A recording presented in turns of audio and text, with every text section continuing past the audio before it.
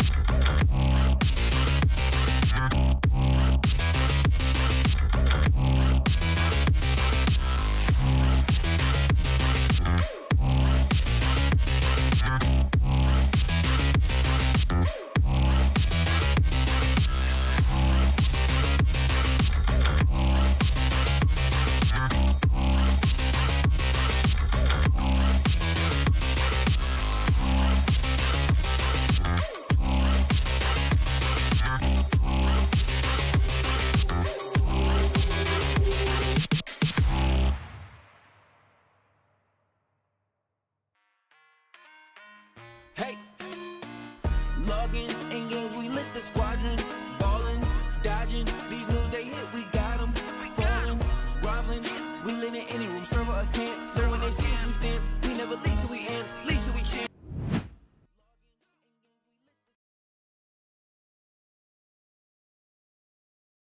Dodging, these moves they hit, we got them, falling, groveling, so we lit in any room, server or camp, know when they see us, we stand, we never lead till we end. Beat them advance. We do we think for them when we in it. We kill it and leaving no chance to hell reclaim. That's not how we move in the wheel of games. Ultimate gamers and still the change. Shaking the industry. Plenty G's winning our team. We some killing bees. Killing these news while they still replenish. We load the artillery. Hold the hostility. Boosting these trophies. We win. We in it all in on the grind. Opposition and misery. Leaking they dwell. Call us the winners cause we never fail. This is the team that's making a wave on the streams. Growing and hanging below. Ultimate endgamers league 1,000,000 degrees. And this is where gamers go pro.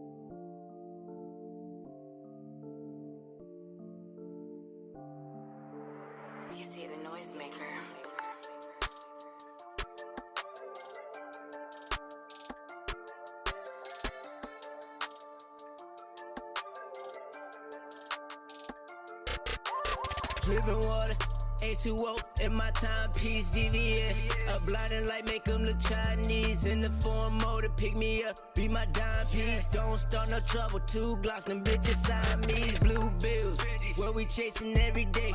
Run them over, if they tryna get up in your way. Tell her hustle hard, I want the cream, I get the cake.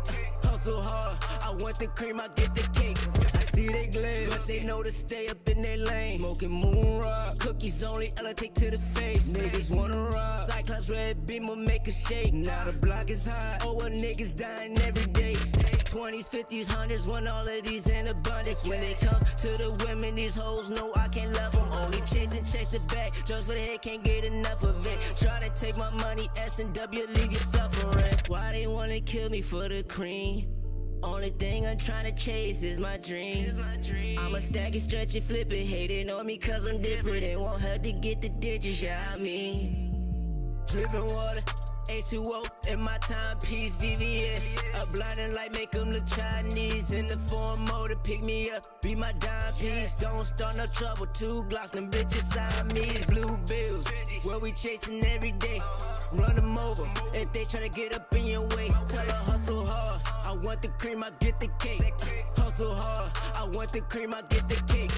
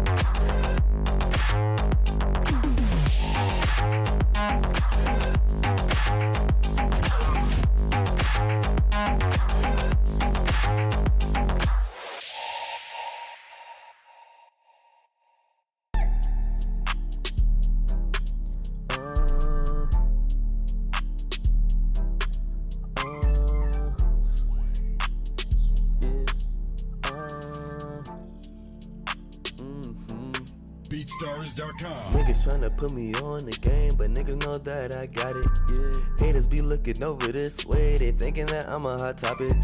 Niggas thinking they can play the game. Oh my gosh, please better stop it. I'ma take off in this game. I'm taking off just like a rocket. I'ma stay strong for my team, cause I'm always keeping it solid. I live my life like a beach, cause I wanna be in the tropics. Whenever I can't get them keys, just give me the keys to the Mazda. Then show up to the party in the Mazda, then you know we just getting it started. I won't go, diamonds froze, life is cold to be cold. Rats told what they told, I gotta stay. Time to make a quick announcement about our organization. The team that you've always known as the Trollz is going to level up. We're going to change our name to LAxGODS. Why XGODS? That's because I believe that we're on a divine path to success. When I purchased the team several months ago, I stated that some changes would be forthcoming.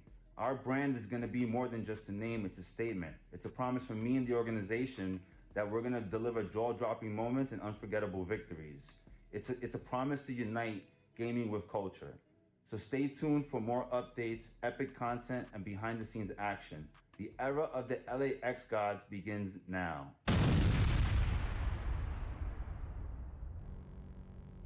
Out the stove. When I get my first deal, I'ma buy my family a cribbo. I got an S on my chest, so they making me feel like a hero. Summer be hot, but life so cold. I'm thinking I'm like Sub-Zero. Finish him. I'ma go get a bag and turn the cash straight into heroes. Yeah. Yeah, they on me. Yeah, I be up in the coop doing the dash. Now they can't catch me. I be up in the kitchen cooking it up like give me the recipe. People be acting like we friends, now we ain't friends. Y'all boys my enemies. Yeah. Niggas tryna put me on the game, but niggas know that I got it. Haters be looking over this way, they thinking that I'm a hot topic. Niggas thinking they can play the game. Oh my God, please better stop it. Yeah. I'ma take off in this game. I'm taking off just like a rocket. I'ma stay strong for my team, cause I'm always keeping it solid. I live my life like a beach, cause I wanna be in the tropics. Whenever I can't get them keys, just give me the keys to the Mazda. Then show up to the party in the Mazda, then you know we just getting it started. Yeah.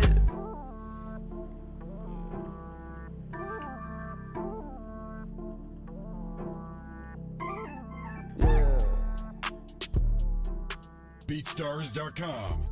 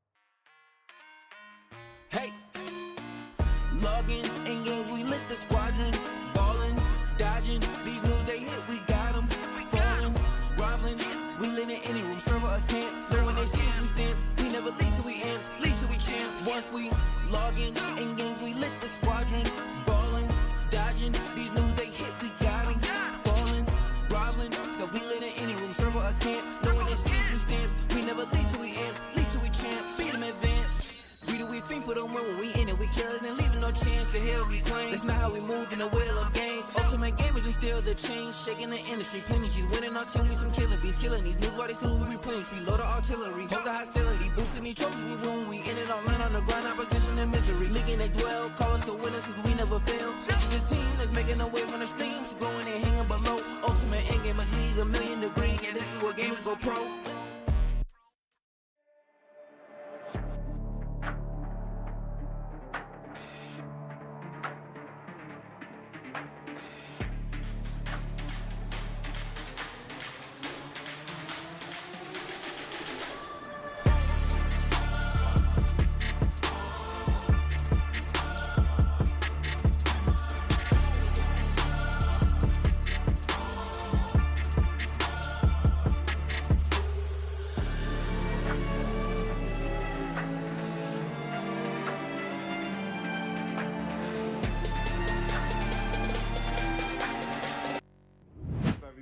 I'm here in Qatar for the 2024 Web Summit, and I wanted to take some time to make a quick announcement about our organization. The team that you've always known as the LA Trollz is going to level up. We're going to change our name to LAxGODS. Why XGODS? That's because I believe that we're on a divine path to success. When I purchased the team several months ago, I stated that some changes would be forthcoming. Our brand is going to be more than just a name, it's a statement. It's a promise from me and the organization that we're going to deliver jaw-dropping moments and unforgettable victories. It's a promise to unite gaming with culture. So stay tuned for more updates, epic content, and behind-the-scenes action. The era of the LAxGODS begins now.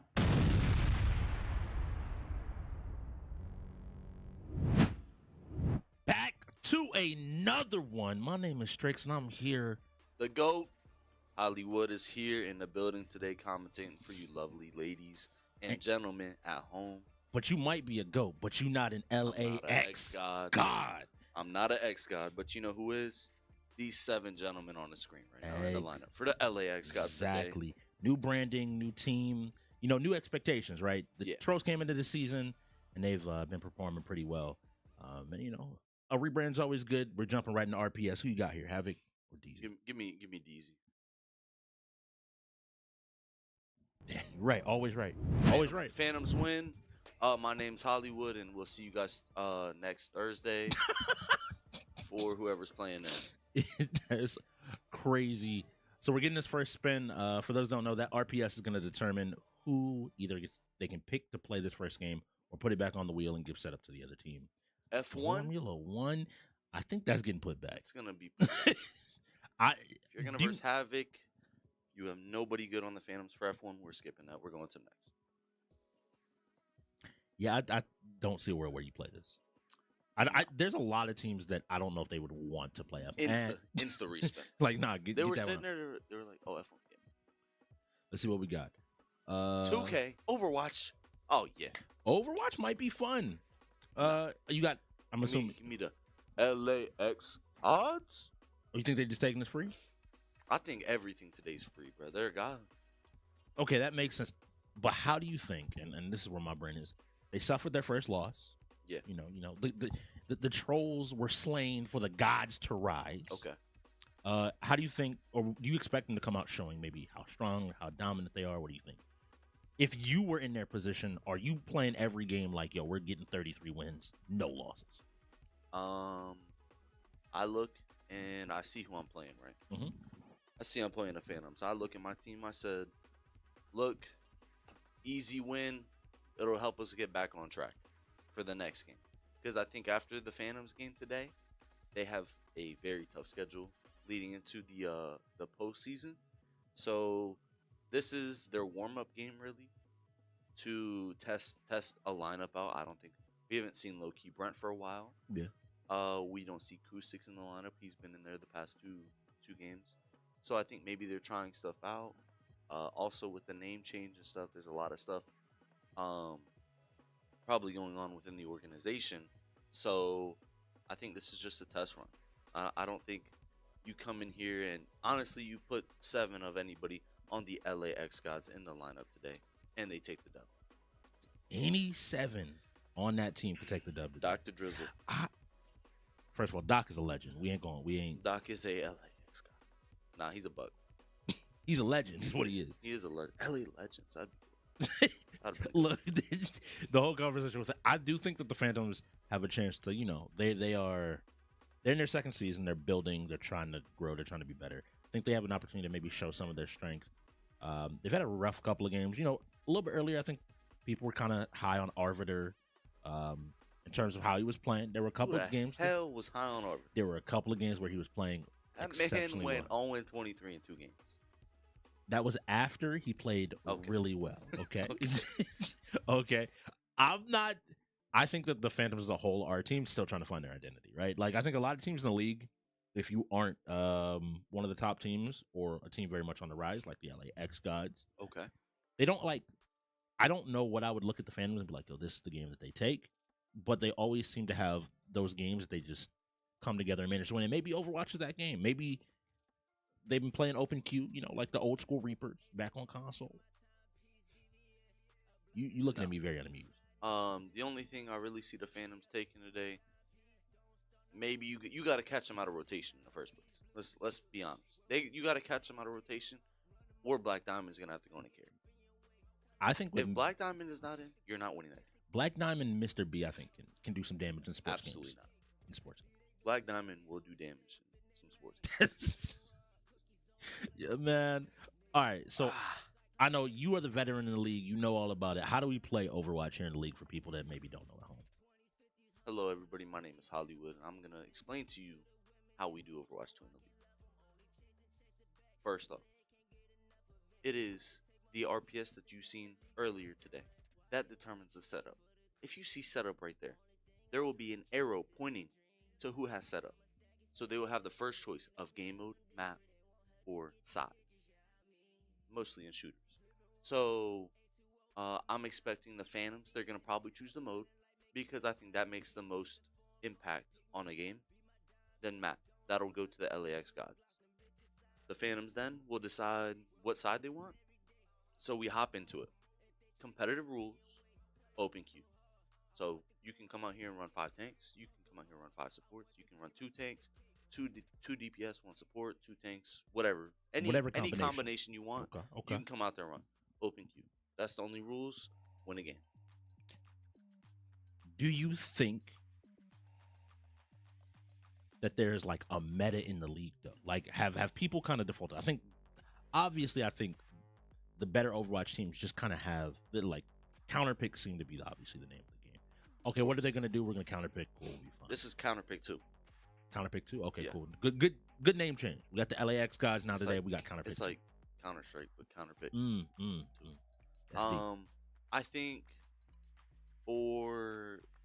since I've been here, I think a lot of people you see default to a 2 tank, 1 DPS, 2 support, which is what we do over on the Reapers.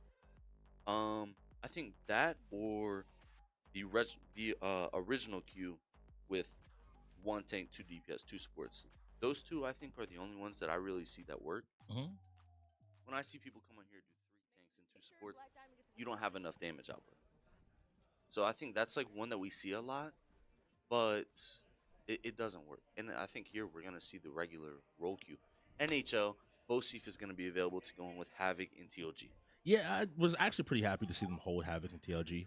I think you cover most of what's going to be on the wheel, but you still have a situation where like Bosif coming up in NHL can just straight up carry the game. Now looking over, we got Mr. B and QWERTY on the screen, Arbiter as well. You can see the players off to the right there, and you can see that arrow in between pointing to whose screen we are looking at a given time. Imperial Rajan also joining us today, so I'm definitely interested. We saw a pretty dominant performance in Overwatch from the Trollz when they played the Cobras. Who's the Trollz? The LAxGODS. Okay. Thank you. See, I was look, chat. Give me like 3 games. Give me like 3 games. The LAxGODS is something I'm gonna have to get used to. Yeah. They were the Trollz, right? They have ascended. It's how even sometimes I find myself calling Eclipse Karma. Yeah. And then the boos, or the bots, I call them the boos. But I think I've kind of gotten into that rhythm of calling them names. This is gonna take. It's such a departure, but again, I think that, especially the way they perform this season, it makes a lot of sense. Here we go. We have the first engagement jumping in here. So I know you play a lot of the tank role. what are the first things that are jumping to your attention as a tank, kind of somebody that controls the push and the pace? Oh, I seen that Ramacha put the shield up right there, right in the bastion turn mode. I think that was a good shield. Sigma trying to block off as much. That's my main. And Malga jumping in. Malga, I'm not. I've never played him. I tell my team don't go him. I don't think he's that good, so I'm. I think he's a great solo queue character. He can do a lot of damage himself. He can kind of sustain himself. He also just disrupts as a tank. And so for like a heavy DPS. Yeah, and you kind of a lot of times when you see him, you need something to answer him. And Anna, mostly like to just cancel his healing. Basically, one of his guns will ignite you, and the other one will do extra damage when you're ignited, and he heals off of that damage. So what is the difference between him and Orisa? Because Orisa has the same thing. I get he has 2 different guns. What makes him better than Orisa? I think he is more. I don't think he's better than Orisa. That's me. Okay. What makes him different than Orisa? I think he's a little bit more mobile than Orisa is, in terms of being able to go in and. I mean, she does have the spin, the spinning shield. That reflects all physical bullets and stuff. So. I think as you go up, I still have heard like people being pretty happy about Orisa and how Orisa plays. Yeah, I mean, I think Orisa's she's OP right now, especially with the buff that go with her having no damage drop off. So you can shoot across the whole time after the same amount of damage. It's kind of insane. Buff Orisa more though. I think the next thing he's got to buff her ult a little bit, do more damage on the ult. Yeah, that would be the most broken character. I think she's for a long time. Like I don't know what you can do to push Orisa out of being like a strong tank. Currently, like they keep trying to find ways to make her weaker, and made her better. Just make her. Yeah, but every time the spear is so OD too. I don't know. All ults. I think that that's something that they could do to where the spear doesn't stop ults and the pushback is less. So since the pushback is less, maybe they take up. Speaking of pushback, we need to see the Phantoms push something back. Like the Phantoms are being pushed back into their base by the Trolls. We see QWERTY here on the Anna just shooting away, supporting everyone else. An ult coming out. I'm pretty sure this game is pretty much signed, sealed, delivered. That bot is already on the spot. So NHL. Yeah, NHL.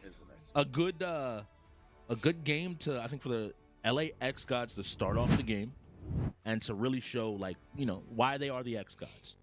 That was a dominant win. And they are already getting loud out there, which I think Bosif didn't realize that NHL was next, and so he got up and was like, "Oh my god!" And that's sometimes fun, right? Like you so locked in, and you get up and you're like, "Wait, my game is next." Yeah, I get to go in, I get to run it. You can see everybody getting set up there in the gauntlet. For those that don't know, we are going from PC to console, so that setup timer there in the middle will be 2 minutes instead of 4 minutes. Everybody's kind of got to get in there and get set up. Luckily, seeing that Havoc and TLG were available to, they're not rookies. So they both should have the awareness to be like, all right, cool. It didn't look like they had it set up. You don't need to be getting comfortable if the game ain't set up. Like, set up the game, then get comfortable, put your feet up, especially if you're not in. That's crazy, especially if you have Bosif, to be honest. Like, well, you have to think Bosif was in Havoc and TLG. When we did see that screen, we were walking over. Yeah. We were on PlayStation. Yeah. So they didn't even have the input switch over to Xbox. Then you have to add 6 controllers, pick your team, and then go in and do the rules. That's going to take a little longer than a minute and 20 seconds. But these are XGODS. They are XGODS. I don't think. So what that? He's looking like something. I can't put my finger. So now I want to ask you. Because again, I'm learning from a world champion here. For those that don't know, this is a 2-time world champion sitting next to me. The Phantoms. Who are you sending in here? Who do you hold? Who do you play? Since it's a 3v3 game, I'm putting in Black Diamond, That Hat, Tony, Mister. We gotta take wins when we can. We got a full reset going into a sports game. I'm putting them 2 in. Call of Duty roles. Maybe you want Mr. B in there for it, but Arvin and Rebellion Baddie, I think they can do. Yeah, I agree. I think that like the 2 of them can shoot well enough. They have enough to cover. Call of Duty also doesn't need to be too crazy I mean, Raijin will be available if something like a shooter rolls, and we know that that's Raijin QWERTY would also be good. Yeah. The LAxGODS side. Looks like you pretty much called it out, except instead of Dad Hat Tony, they're going with Arbiter as their third, and I expect to see the Bosif gray out right there. I don't like I that haven't seen call from the Arbiter fans. play. We saw it a few weeks ago when they were picking up some of their close games and picking up a bunch of wins. Him and We Black. got in. Yeah, I'm No trying to way. tell you, That's insane. they knew what they were doing. They were comfortable. But Black Diamond and Arbiter were working pretty well off of each other, and I think that ended up helping. Tekken. Ooh. And it's gonna be TLG. TLG is available. Black Diamond will be available off of the reset. But we see the gold the Las Vegas. I cannot see the score. They zoomed in a little bit. We also got our new cameras. You can see each team on either side down there Is that by the the light? beautiful logo. I believe I'll need to see when they the come back. jerseys around. are. Oh, that looks They like are they the come black jerseys will be the LAxGODS. The white jerseys will be the Phantoms. in. Okay. So yeah, it looks like Mr. B is that on the- purple. Black Diamond's orange. Arbiter is lime, specifically lime. And we then have the Oilers. Okay, so it's Oilers versus Light. interesting. And the Oilers are the Phantoms, correct? So the white jerseys? Yes, white jerseys Okay. are the Phantoms. So when someone chooses the Oilers, to me, they have the best player in the game. Connor McDavid. That's he's on the Oilers. I'm expecting Black Diamond to be Connor McDavid. Or whoever the most experienced, but when you choose the Oilers, I'm expecting somebody to go absolutely insane with him. To where he can carry, and it doesn't matter about the other two. The only downside with that is you have a worse goalie than the Lightning. The Lightning have the best goalie in the league. So that is one downside with not choosing the Lightning. But they do have the best play. So at the end of the day, it's I'm more in favor of the black jerseys, aka the Lightning, aka the LAxGODS. It is really funny because, to your point, it gives TLG and Havoc the ability to support Bosif a little bit better. Whereas, like what you mentioned before, where you're expecting Black Diamond to come in these sports games and kind of just solo carry the game. Yeah. He's going to be the person putting out pressure. He's going to be the person looking to, take a dub and win here. And also, it's really interesting because neither side has gotten, really. And as I say that, Bosif slapping his chest, It's the LAxGODS, bro. looks like- sending. Mr. B. So how I usually run, Mhm. if it's a 3v3 game, the person that is the least Mr. B is on whatchamacallit. Connor McDavid. Yes. Okay, so maybe he's not. I seen how he was leaned in more, and Black Diamond was in the back. So usually I'm gonna put whoever's not good or the worst player that I have in for that game. They're sitting in the back. You're not gonna do much for me anyway, so you're sitting back there. I don't know why Black Diamond's in. Yo, Mr. B, scoot over. I'm gonna help you out here. I can help you with these assists. See, he's a little too far back. We do have a new You have the setup big as well. TV. I was gonna say we do have a We got that yeah, literally. I just thought about we have a new setup here with a bigger TV for all the players to look at. So it might help a little bit in terms of that spacing, letting you sit a little bit further back here. And we now do see that the Lightning have gone up by one. That would be once again the LAxGODS. Off a nice shot by Bosif. Bosif is red for people at home looking. Havoc is blue. TLG is green. Yes. And that is going to be the first period going over to the LAxGODS. I'm excited to see the Oilers, which is going to be the Phantoms, to go up on the ice. So usually this is how you will play default wise, like online. So it's way more comfortable because if you're going down, you're inverted. Like all your controls are basically inverted. So it makes it a lot harder for people to shoot and basically do good coming down the ice, but going up the ice, it's going to be interesting to see if the Phantoms can try and tie it up here. Because if so, then the next goal is make or break. Yeah, because we do have those special pucks, and we're looking at a 2-point puck And not too Don't far in know the what that future, depending if it goes a little bit longer, there is also a negative puck as well up there. Yeah. So this game isn't over just yet, but I think everyone knows, like, playing Bosif, you have to prove that you know how to play NHL first and foremost. Yeah. If you don't know how to play NHL well, Bosif will absolutely just run you over. But we can see some passes coming out of the Phantoms. They're trying to get an offense started. Yeah, it looked like the Phantoms were trying to set up a passing play to pass over to Connor McDavid into the center of the ice and try and get a little deep going on to hit it into the left side of the goal, but just a little bit too just too narrow of a pass going over into him. But we had a nice save from the Oilers goalie right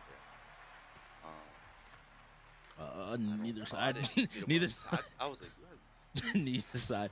Both sides. Just want to take a quick break, and we see the Phantoms back on an attack. But someone doesn't, can definitely isn't the most familiar with the game, isn't able to. And I think that ends up being a lot of the calls in sports games. If you don't have ideal players in, it really does come down to a lot of times who has more support in terms of just, oh yeah, I know what to do and I know how to be in front of me. Good job just trying to stay in front of the puck, but not really knowing how to defend super well. They're going to hold this and reset one more time. Not willing to throw it out just in case, another easy goal. Yeah, I'm not seeing much teamwork going on from the Phantoms. Like right here, you need to pass that to the center to have somebody use the right stick, deke it over to his right side, and shoot. That would have been an easy goal. But I'm not seeing any pass plays right here. I mean, you can't do much off deflected puck. But we need to see two people going down the ice simultaneously. Like right here, you need McDavid to slow down. I'm not sure. And what I didn't think about at the start of this game, there is some synergy built in there with Black Diamond. Here we go. This should be a goal. Pass. You're way too far out. 25 is way too far out and away from the goal to make an impact to make it how the goalie can't react to that shot. Yeah. You saw how he was pulled to that one side. If he just would slightly closer to the middle, he might have been able to just send it over a little bit faster and get the shot in. But I was saying that I just remembered the synergy that probably does exist between Mr. B and Black Diamond. Yep. They were a part of the Ravens organization last season, and so maybe they've worked together well enough to okay, cool. We know how each other plays. We know what we both want, and we can kind of find some hope here. But firmly, the LAxGODS have control of NHL. I think surprising, not many people. Bosif is known to and has been known to terrorize a lot of the league when he gets in there, gets comfortable, and starts playing how he wants. Yeah, I mean, this game is still far from over. And a goal can happen off of the most random thing in NHL. So we can see. I'm laughing because remember the finals where 5 seconds left. It's like, okay, cool. I'm gonna take the shot. Cool. Oh yeah, and it goes in, and it's just like, wait, the game can flip on its head, and you can literally just win it in these last few seconds, especially with that 2-point puck. If they manage to score, the Phantoms do, and then get that next puck in, they just win the game straight up. It's if the Phantoms score a goal, it's gonna be that 2 puck or the 2 money puck wouldn't even matter because I don't see 3 goals coming out from either side. Yeah. See a good pass out. I need to see everybody. So need to spread out a little bit. Good poke. Ooh, I see the Phantoms. They're rushing back to defense and having somebody still trying to contest. Here, 29 has to go to the left side. Get this pass over to McDavid. All right, here we go. Here we go. This could be it. Whoever read it, who's that? Bosif had great defense there. Yes. Just kind of set in the passing lane and force them to make the option of, do you want to actually try to get this goal? All right, goes ahead, throws it out. That's not great. Going off the wall there, leaving it up, but luckily. If they get the puck. Oh my gosh. They get a little reset going. All right, we have green going over to blue. That should be havoc. Penalty shot. So this is one of the first. I think this is the first time we've seen it this season. So, and they get the goal. It doesn't matter. I don't think there's penalty shot doesn't go off anymore.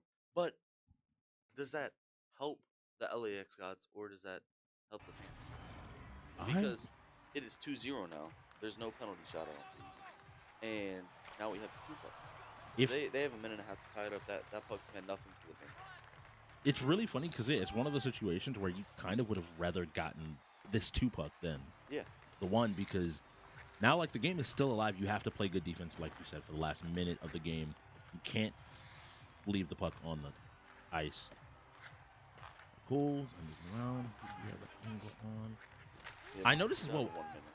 I think it's kind of smart. What the LAxGODS are doing is, if you watch, you mentioned how the Phantoms aren't really aggressively going after the puck. They're kind of immediately falling back to defense. They're leaving Bosif, it looks like, back generally on the defensive end towards that mid mark of the rink, so that, like, hey, I have the best defense. I'm the most comfortable here. And I can still make a play like that where he has essentially created a 3v1 for his team if someone was managed to grab the puck. Yep. I mean, it's like, how would I say it? This man is not LeBron James. No way. Put the crown on his head. How would I? There's another sports game. Like, I guess maybe I'm mistaken. Yeah, so usually, like, if you're up, though, it's defense is not the easiest in the NHL. I would definitely say offense is easier, because offense mostly, like, sometimes it's just straight luck, and then defense you can get screwed by. There's no, like, luck on defense. You just have to do everything right and hope that the game doesn't decide that. Yeah. And so I think offense is easier, to where if you have somebody back on defense and they instantly get juked out, then you could be screwed. It could have been 2-2 if Bosif isn't playing that moderated, like, defense for the LAxGODS. Because if you have someone like TOG playing defense and you have Bosif up on offense, they instantly get the puck passed down to Connor McDavid, and it's you versus TOG. Yeah, it's you versus TOG. I mean, you can make that a lot easier than playing versus Bosif that knows how to play defense in this game. That makes a ton of sense. But now we have Tekken 8. I don't know if you've had the chance to play with them, but looking at it, I think the Phantoms do have a little bit of a decision. And do you hold Black Diamond for guaranteed maybe sports wins, or do you hold Mr. B? No, Black Diamond's going in. I think he can beat TOG. And I don't over Mr. B? I know Mr. B has been playing Tekken 8. Black Diamond is the best player on the Phantoms for fighting games in general. Okay. Maybe not DBZ. Maybe you'd want Arbiter for DBZ over Black Diamond, but for, like, Guilty Gears, Guilty Gear, definitely. Guilty Gear and Tekken, 100%. I know that you'll want Black Diamond in, and Black Diamond TOG used to coach player on the Ravens. We have a lot of Ravens today. Yeah. So filled the building. And the thing is Black Diamond, he has his character still from Tekken 7. So Steve Fox helps a lot, especially with how new the game is. A lot of things carrying over. TOG, however, he's playing a character that was in Tekken 7, but this wasn't his main. His main is not in the game. Marduk or Miguel, they're not in the game. So do you full send? And looks like they're starting to answer my question for me. Sending in Psycho, who does play fighting games. I know Imperial. I think we saw him a couple of weeks ago playing, I want to say Victor. Oh, I have no idea. I think it was he and Acoustics, not the Cobras game, but the game before that. I believe they were both playing. I think he plays Victor, if I remember correctly. Okay. But they're sending TLG in. And talking with TLG was asking to go first to every single fighting game. Yep. For the entire day, which I think is kind of smart. If you know you have somebody that is that dominant of a force, you kind of put your opponents in a bind too, because if you're sitting across from somebody saying, are you going to send your best player first? And just, you have to assume they're going to win, or do you give the other team the risk of warming up by not sending your best player? Save your best player for last. That's what I would do. I think warm-ups, so if Black Diamond goes first versus Imperial, I'm expecting Black Diamond to go. But now the other person gets to see your strings, what you're doing. So and you're in risk of versing a bot that doesn't know how to play, and they're just spamming, and you get caught by something random. I hate that. And if you get caught by something random, and it looks like it's gonna be Black Diamond versus. Oh no, they both sent their. I think they sent their strongest punch first. It is not to me crazy to say like TLG. A lot of people forget, and I think that goes back to his time on the Ravens. That like, hey, he was on the Ravens with OGL and Herb, two of the like top tier Tekken players on the lineup, and people sometimes forget that like he would have had chances to practice, work with those people, and he himself is no slouch at fighters. So he does know how to play. He knows Paul, and he's been doing pretty well with Paul, having played him a couple times since Tekken 8 has come out. It'll be interesting to see. Yeah, I'm assuming both people are looking to do button check. Yup. Boom, everybody good. We crystal clear. We got the button set up and ready to go. Looks like we're going to go ahead and probably use quick select to go ahead and get into another round. For those watching at home, we do use a life system here for a lot of the fighting games. Essentially, you have 3 lives. That's a round. Each round is a life. So once you lose 3 rounds, you are out in Tekken specifically. And it is time for the next person on your team, it being a 3v3. So whichever team loses all 9 of their lives first is going to be out. Nice throw coming out of Black Diamond. Keeping the pressure up. He's not really letting TLG have a chance to breathe. And I don't know how much experience TLG has in the matchup because it doesn't look like he was ready for what was going on. But now TLG gets started using, the Paul hits you and it feels like you are always like, I shouldn't have lost that much health, right? Nice block. Ooh, a launch. He drops the combo though, and the big whiff coming out of Black Diamond, and he loses that first round. You see, nice job blocking, just checking to see what he's doing. Once again, these throws are starting to add up in terms of damage. And TLG is not getting this break. I know Black Diamond loves to grab with Steve too. I think like I'm expecting probably another grab from this off unless he's just gonna try and get a quick jab. But I know Black Diamond loves to grab, especially with Steve because it's so fast of a grab. And yeah, to me, it doesn't look like TLG knows the matchup. Yeah, and that's one of those things where you have to just start taking some risks if you really don't know. And you mentioned this before that Black Diamond, was his coach, was his GM over on the Ravens, and it could very much be a thing of, hey, TLG, I've watched you play and how you play with everybody else. We've played before, but I have this kind of perspective of always watching you from behind and knowing how you think and how you operate and taking a second round. What I do think is interesting here, though, is, like, he did lose a life to TLG. Yep. Like, sweeping in Tekken usually comes down to maintaining all of your lives for as long as possible. The moment you lose 1 life, it is really easy to lose like a round or 2. Personally, I think if he only loses 1 life, I think it's good. Ooh, caught him with his foot. Swing. And it looks like TLG's going to be out. The funny thing is, I know TLG knows some of what, and TLG has been retired. I just thought about the fact that I've played with TLG recently, and he's played Steve. Like, he knows a lot of stuff that... I know. He knows the character, but maybe in that Paul situation, he doesn't know what he's supposed to be responding with. Now, are they going to forfeit who they sending in next? I would assume that they're still sending in Flame. Flame coming in with his... The hitbox. A god has fallen. The hitbox, here we go. Or whatever that is. That's his, he just custom made stick. He made it back at home. Put the board in himself. He did the wood and everything. That's all him. Put the time in, the love in. Love is what makes your frames better. I'm trying to tell you, it's love. Also, mashing the button harder. Either one, whichever one. Almost every time I see someone put that hit stick in, instantly unplugging it. Instantly. And I think when you're a new player coming into this league, I think you stick with the controller. Unless you are a fighting game player that is comfortable with the hitbox or hit stick, then yes, be with it, whatever. But coming in to learn fighters, and you're learning a new controller kind of game. Yeah, you're learning a new genre of games.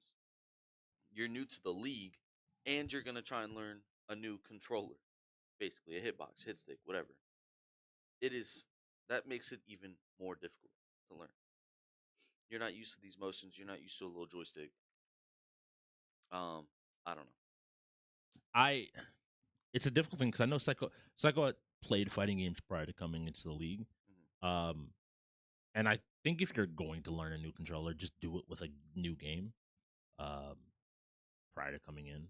Okay. Don't just like.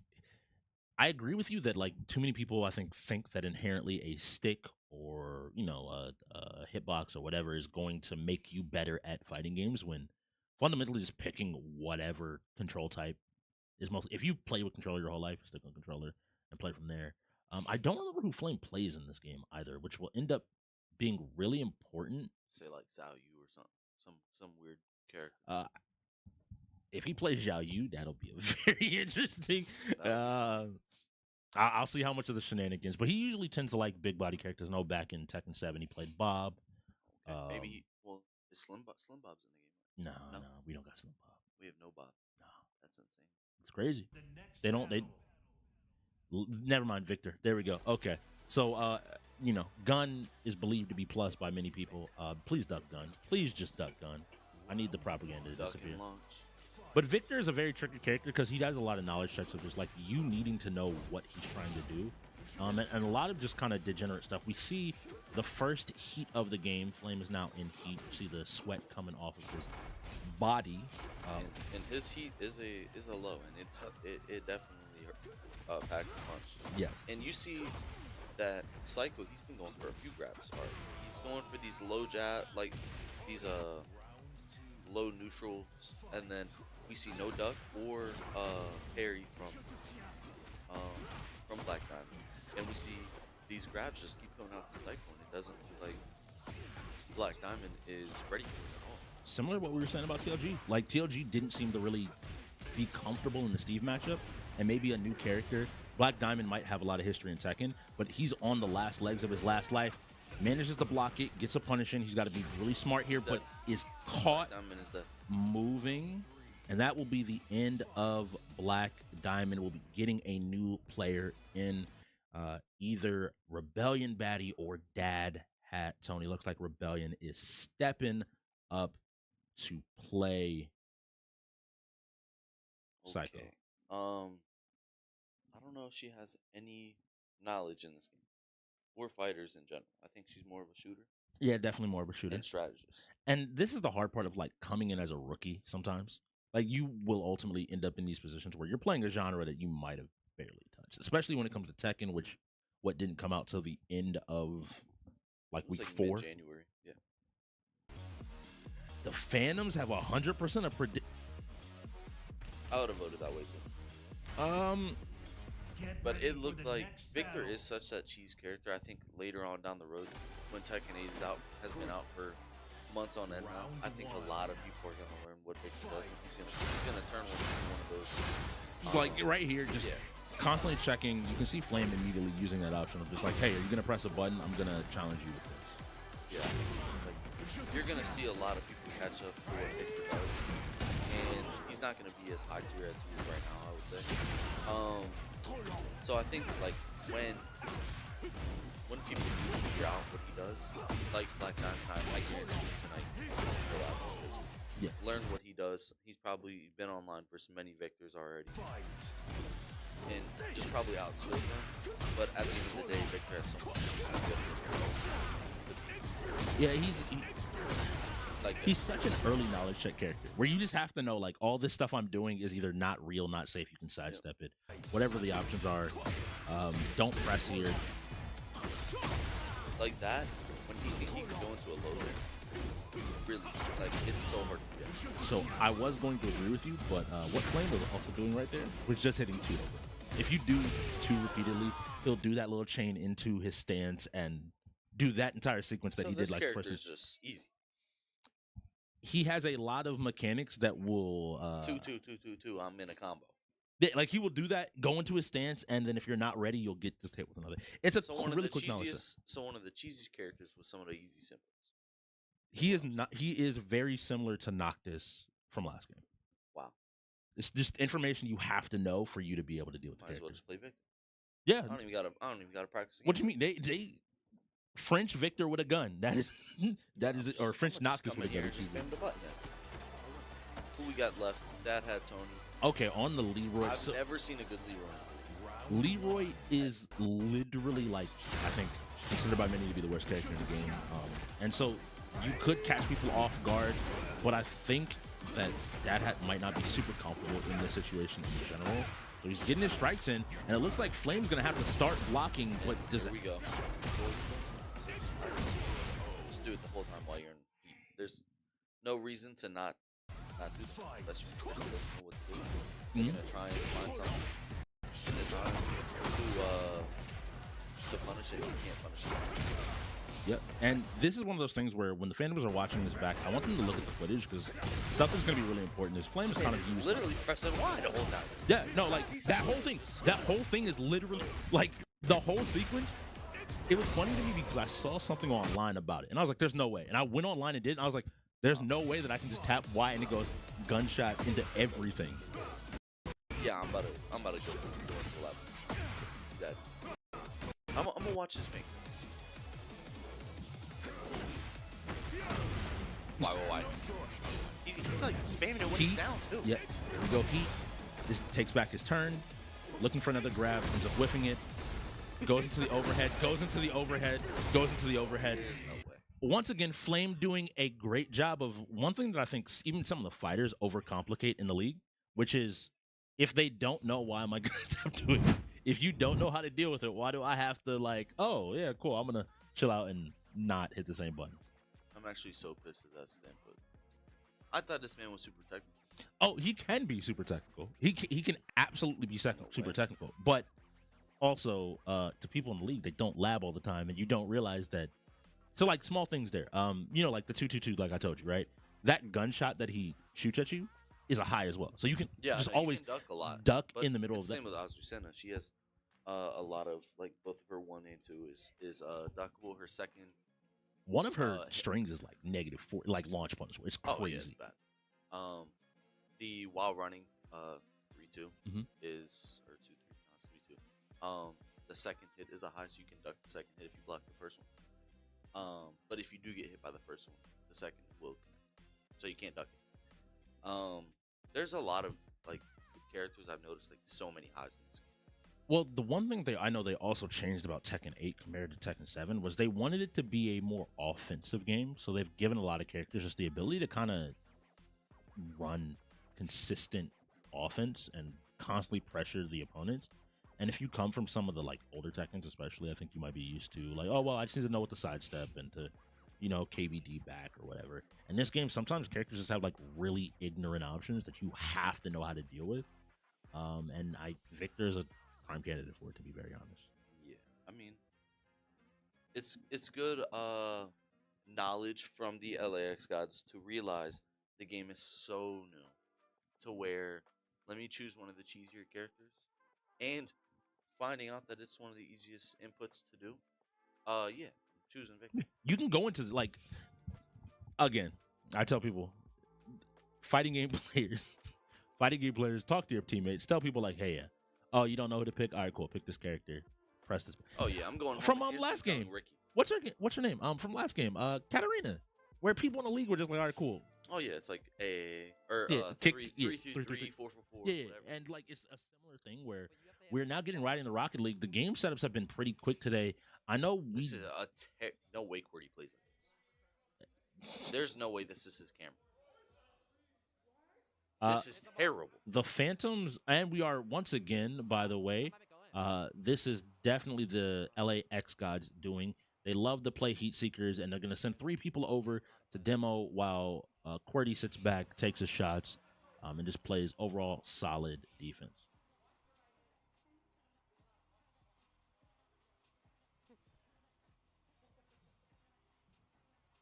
Yeah.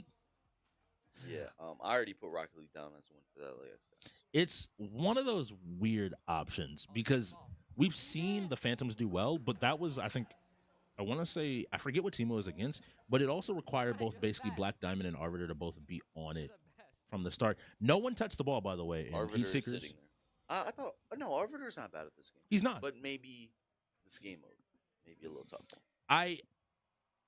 I mean, it is kind of chaotic with, 3 people trying to demo you perpetually for the entire game. Yeah. And if Arbiter's in goal and isn't prepared to handle this, cool. Getting up to hit that ball is already, if you don't play Rocket League, I've seen a lot of Rocket League players in the league, like, this isn't a hard defense if you play a lot of Rocket League and you understand the game super well. But while you're getting, attempting to be demoed and you're trying to do other stuff, the Trolls have kind of brought this out multiple times and more and more shown like, hey, we will just, similar to the Victor play, knowledge check you. Do you know how to deal with That's how we this play the game game? mode. This game mode is a knowledge check. And that's gonna be a goal. It's coming over to Bosif. Okay. Arbiter is decent. Sends it back. It's not gonna be Does this one go super in? easy, but with the game mode choice. See, why is their gamer or contacts Troll? I'm gonna need a call. We gotta get an update. Somebody let Antonio know. We gotta get an update. We need a new club name for Rocket League for the LAxGODS. Yes. All right. Gonna start off here. Bosif looking. Bosif with the whiff. Bounces off the walls, going back the other way. Do we get another touch? A teardrop shot. That's all. QWERTY manages to touch it. Sends it back. 2 more goals. Arbiter getting a little bit frustrated there, as we can see. Actually, we've seen these two teams play already this season, haven't we? They won the last time. I believe The Phantoms won last time. I believe QWERTY and Bosif were not in, or maybe it was just one of them. And Arbiter and Black Diamond was in them too. Black Diamond is pretty decent at this game, to where both of them were able to win. If I remember correctly, QWERTY after that game posted, "Oh, y'all gonna make me play Rocket League again." he literally was looking up, and we see Arbiter getting demoed as the ball comes in, and it doesn't matter. QWERTY with his 6th goal of the game. Yep. 1 more to close it out. This is unlike a lot of the modes in Rocket League. The timer doesn't matter if you can score those 7 goals and be done. Did we get a wheel spin? Forza. So we're gonna see all 5. Well, first off, the Phantoms have a full reset, but Forza is a 5v5, so that's game over. So with it being a 5v5, they're still gonna have that full reset, as the Trolls will not, because I believe they opted to put Bosif in, so they're gonna have to leave one person out, and I believe it's gonna be tough because TOG and Havoc tend to be their anchors, but TOG takes a lot of pride in Forza, and Havoc is your racer. So are you looking to leave out QWERTY? I think here, looking at the LAxGODS, looking at last season, right, prior to Havoc coming, Brent was kind of their de facto racer last season. So you're sending him in. What? From last season. I would say more the sports guy when QWERTY and Bosif. He was like the third He was guy both. I think he did a little bit of both. For racers, they sent him in a lot, as well as for sports games. He was always that, like, NHL rolled, and I need another person to go in with QWERTY or Bosif that I know can handle it. Brent was going to go in. So I think you either leave QWERTY or Raijin out. I don't think you leave. And I don't think you leave a rookie. Raijin, whatever it is. Imperial. I look at him more only covering shooters, maybe a sports game here or there, maybe a strategy. That's all I see. So that's all I've seen so far from this season. I've seen he's a very dominant shooter in certain games. Just from what I'm looking at, Havoc, TOG, I'm sending everybody else in but QWERTY. I think we can win it without QWERTY already, and QWERTY probably covers the most on the wheel for the team. So that's what I was gonna, because I even started thinking about 1v1s. The only 1v1 UFC and F1. UFC he can probably do fine, and F1 Yu-Gi-Oh and Pokemon coach games. We've already seen that unfortunately no one on the Phantoms is really a racer. So I don't know who they have to play F1 to be really, I would say you probably have to send in Black Diamond. Black Diamond. We saw Black Diamond play once, and it did not look the prettiest. It definitely did not look the prettiest when he had to go in. Arbiter's been in the league. He's probably picked up on a racer here and there. I do think you hold QWERTY, though. I agree with you. Like, QWERTY is that de facto anchor. And funnily enough, coming from their last game, which was their first loss, a lot of the rotation, the Trolls brought up, formerly the Trolls, now the LAxGODS, brought up this idea that, like, rotation caught them off guard a lot of times. Fortnite being the biggest example where they ended up losing. Fortnite not having Bosif or QWERTY. And I think they might be more willing to anchor, like, hey, if we anchor QWERTY, we know we have a, like, above average player in whatever roles. Pretty much guaranteed. Yeah, I would say even, like, in most of the fighters, like, he's one of those he's a cheesy fighter. He's not going to go in and be super technical. He's not going to be able to beat someone like the best in the game, but he's going to go out there and kill everybody else. Exactly. So having him out there, guarantee you he's touched F1. He's been in the league. He's the longest tenured endgamer in the league. He's been here for so long. Him and Doc have been here since the Day doors one. open. So He's there's learned no a way lot. you haven't touched F1. So yeah, I'm saving QWERTY here. Obviously, full reset for the Phantoms. And luckily coming from Rocket League, because honestly, also Forza is one of those games that's a little bit more difficult to set up. If you have like 2 minutes to get everyone in and Forza, it's a Phantom setup, so we might be seeing the top. and for those wondering at home, the way that Forza works here, Forza, everyone has to pick a different car. We do 5v5, everyone with a different car, and that RPS setting. So in this case, the Phantoms will have first decision on it. They get to pick the map and the layout of the map that we play on. And so we've seen some tech come out from different teams. Every team has kind of like their preference of a map. But really it comes down to like have people pick their cars, have people practice with their cars on the maps. And it ends up meaning a lot more than people realize. It's like having a good set of cars, because the people that don't play racers, there are like some safe cars like, all right, cool. Drive this, Yep. you'll do fine. And then for the more experienced racers like yourself, you have some of those more technically difficult cars where you need to understand like when to brake, how to corner correctly. I'm gonna be honest. I think the F1 cars, which is what me and Kat use, I think it is the best car in the game and the easiest car. I think I rarely see anybody use an F1 car, and I think maybe down the road, I mean it's got to be the best car. Those two have to be the best cars in the game. I want to see other people use them. I know for Friday's game I seen one or two of them. So I think a The lot bench, of people yeah. when you see it, It makes you sense. don't like people are like, why are you choosing that? So and I also I think some people don't even know if they're allowed. So Previous seasons, wasn't it?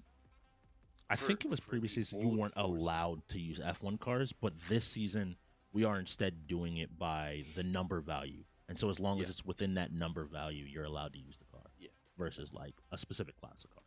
yeah, Interesting tech. yeah. The thing with the F1 car though is I think if you do get hit wrong or like your car gets like extremely damaged, I think it performs worse than an extremely damaged car. But at the same time, it's you're gonna struggle either way. Yeah. So you might as well. And this is actually a game that like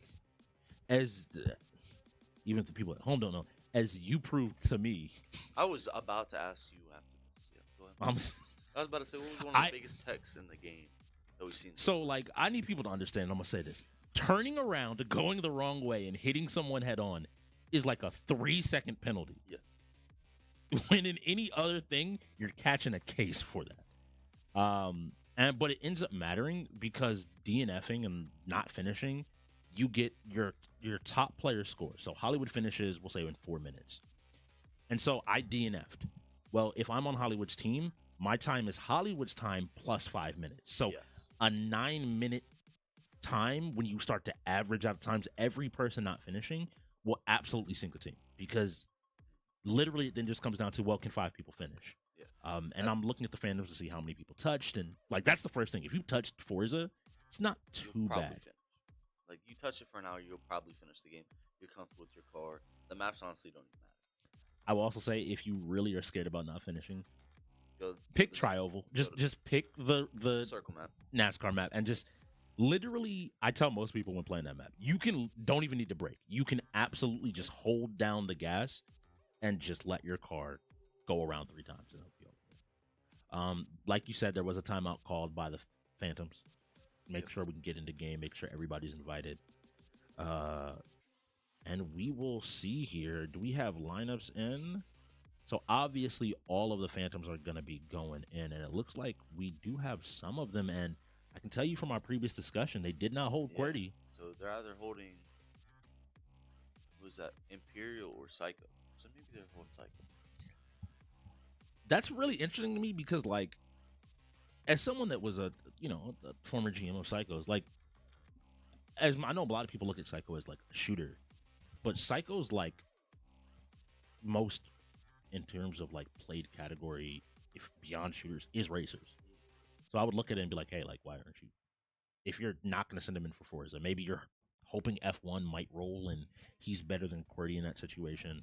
But I don't know why you would necessarily hold him. And then the Raijin, if you're looking for a shooter, there is no 1v1 shooter on the wheel, so you're gonna get the person back anyway. You shouldn't be planning around shooters. You should be planning around strategy games. And guess what? Things like Yu-Gi-Oh! And Pokemon are coachable. You should have the person that plays Yu-Gi-Oh! And Pokemon be a coach on your team, almost always. We've both seen it, whether we played each other, played other teams. It's like, look, sit down, just listen to what I tell you to do. All right, cool, I appreciate you. Unless your name is Cutters. Cutters plays Pokemon. So the Phantoms set the game up wrong, and that's going to be a timeout again on the Phantoms. Down to 3 timeouts already. See right there, the Phantoms, with Black Diamond being the owner and GM, technically, or the owner. Yeah. When you call a timeout, you can get help and assistance from the game master, so which is our ref for the day. So if I'm calling a timeout, hey, can you come over here and just double check this for me? Make sure, because you can ask them like, hey, can you just make sure these are right before the game starts or whatever, and if not, they'll let you know, because without the timeout, it's on you. If you call a timeout, they'll be like, hey, this is incorrect. This is incorrect. Didn't look like they asked for any help, and now force another timeout on Forza. And the funny part about Forza is like, it is. I don't want to say it's hard to set up, because like, another pro tip, if you're here at the UEL, you can make the rule set and save the rule set and just click the rule set, so you never have to think about it. I know our team, we save it before every game. We make sure it's on there. If it's not on there, we're doing it. Yeah, and then you just select it. You're good. All you have to do is change your map, make sure it's on 3 laps. You're good and ready to go. But yeah, I think that's a thing that goes back to the Phantoms still trying to find their identity as a team. They've obviously had like their 2 initial seasons, as with most teams in the UEL. The initial couple 2 to 3 seasons are you just kind of finding your footing, right? You not everybody can be a Reaper, but even your first season on Baba Yaga was my a rough first season was the first season of the Reapers. So I was never, unfortunately, able to play with the Baba Yaga. Was your first season on the Reapers though? There was its rough patches. It wasn't just smooth sailing. Yeah, I would say really just the first 2 weeks, just finding out and getting comfortable with everybody. Once we got comfortable, I mean, we instantly shot up and we were beating the teams that have been here forever.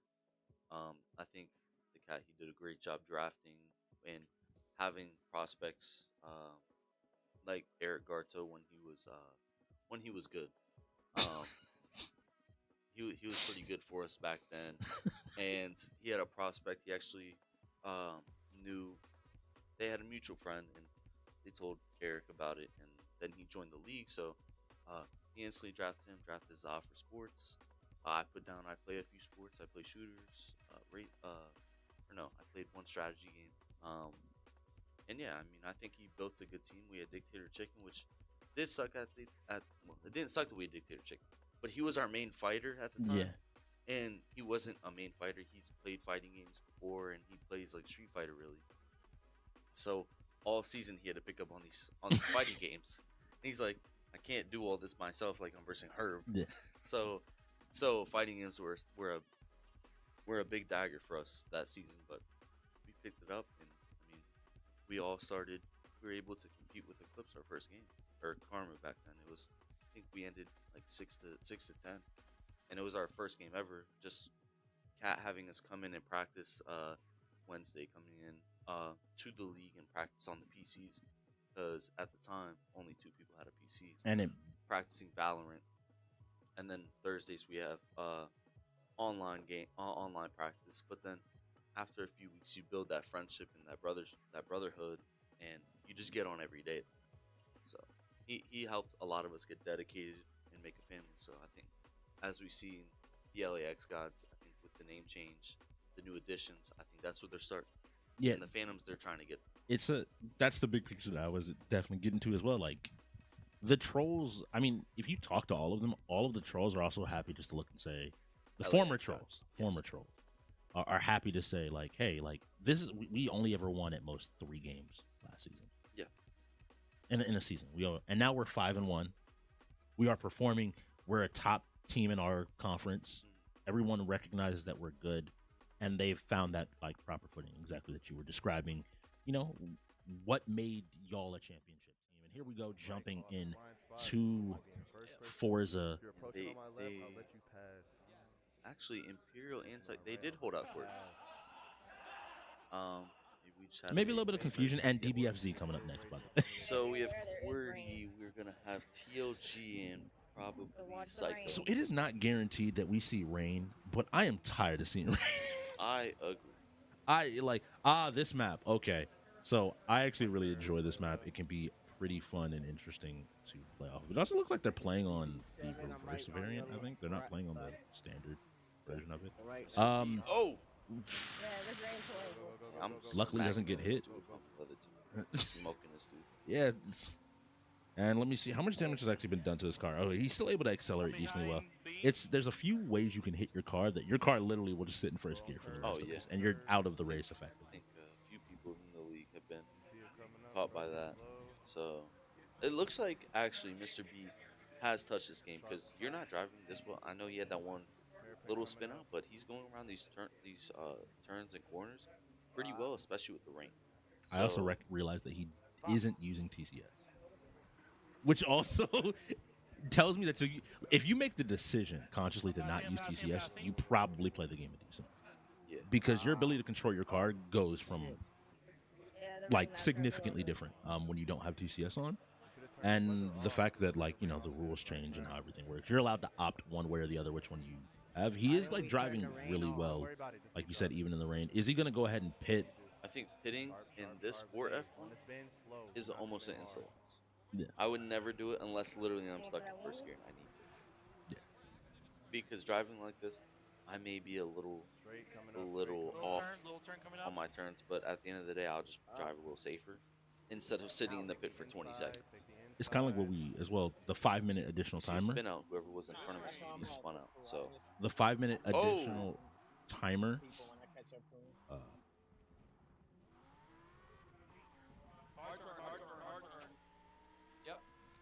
not seeing really anything. I'm excited because I want to see TLG. TLG, we got in. I know what car he runs. I want to see if he's driving well in the rain, especially with these turns. He's talked about being one of the best Forza players in the entire league. He really feels comfortable with the game. He's always on it, just playing it, grinding it, figuring out exactly what's going on, staying up to date. So yeah, PC2 Havoc is out in first with like a 40-second lead, it looks like, as well. Even with the small penalty, he seems to be doing pretty well. Hit and start there to kind of maybe let his car help him get a little bit of control. All I heard was no. Maybe I have to touch back up on that white car that Havoc's using. When I first used it, it was absolutely terrible. Yeah. Maybe there was some update or something, because I see the Bubbles using it, Havoc's using it. I might have to test it out, but I think I hated the handling on it. I think it was pretty fast, but I didn't like the handling. It wasn't for me. But maybe I'll have to touch back up on it. Yeah, this is the one game that I feel like I come back to, and every time I'm like, all right, let me try a different car. I'm like, don't like it, and then you can come back, like you said, a few weeks later, and it'd be pretty good. Here we go. Once again, TLG locked in there, focused up. Again, the rain's kind of limiting a lot of the speed from a lot of players. You can't take as many risks as you might normally do on the dry roads, which makes a lot of sense. And also, just looking at the numbers in general, I think the 4 of the top 5 spots seem to all be Trollz members, with Dad Hat Tony here spinning out. I think it's the Bugatti's pretty fun, but I do feel like the handing is not worth. And I think Rebellion is either on manual or her car is screwed. Yeah, one of the two. I think she's on manual. She doesn't. Yeah. I mean, like, when I think I was sitting at this PC one day and it was on manual for some reason. It was on manual, but I instantly figured out. I just pressed the button and I was like, Imperial that's it. finishing. I'm trying to see anything. Nope. It looks like a lot of these lower numbers seem to be the Trollz, so I'm going to take a wild bet that the Trollz are in a pretty good place. What you did mention about going into the pit as well, when the race finishes, you have a minute to get across that finish line. Being a minute slower will always be better than 5 minutes. I don't care what world it is. I would 100%. take the risk to be like 59 seconds behind the leader versus if you go into the pit and you're like a full lap down, there are not many courses that you can do a full lap in like a minute. Yeah, there's very, very little, as you said earlier.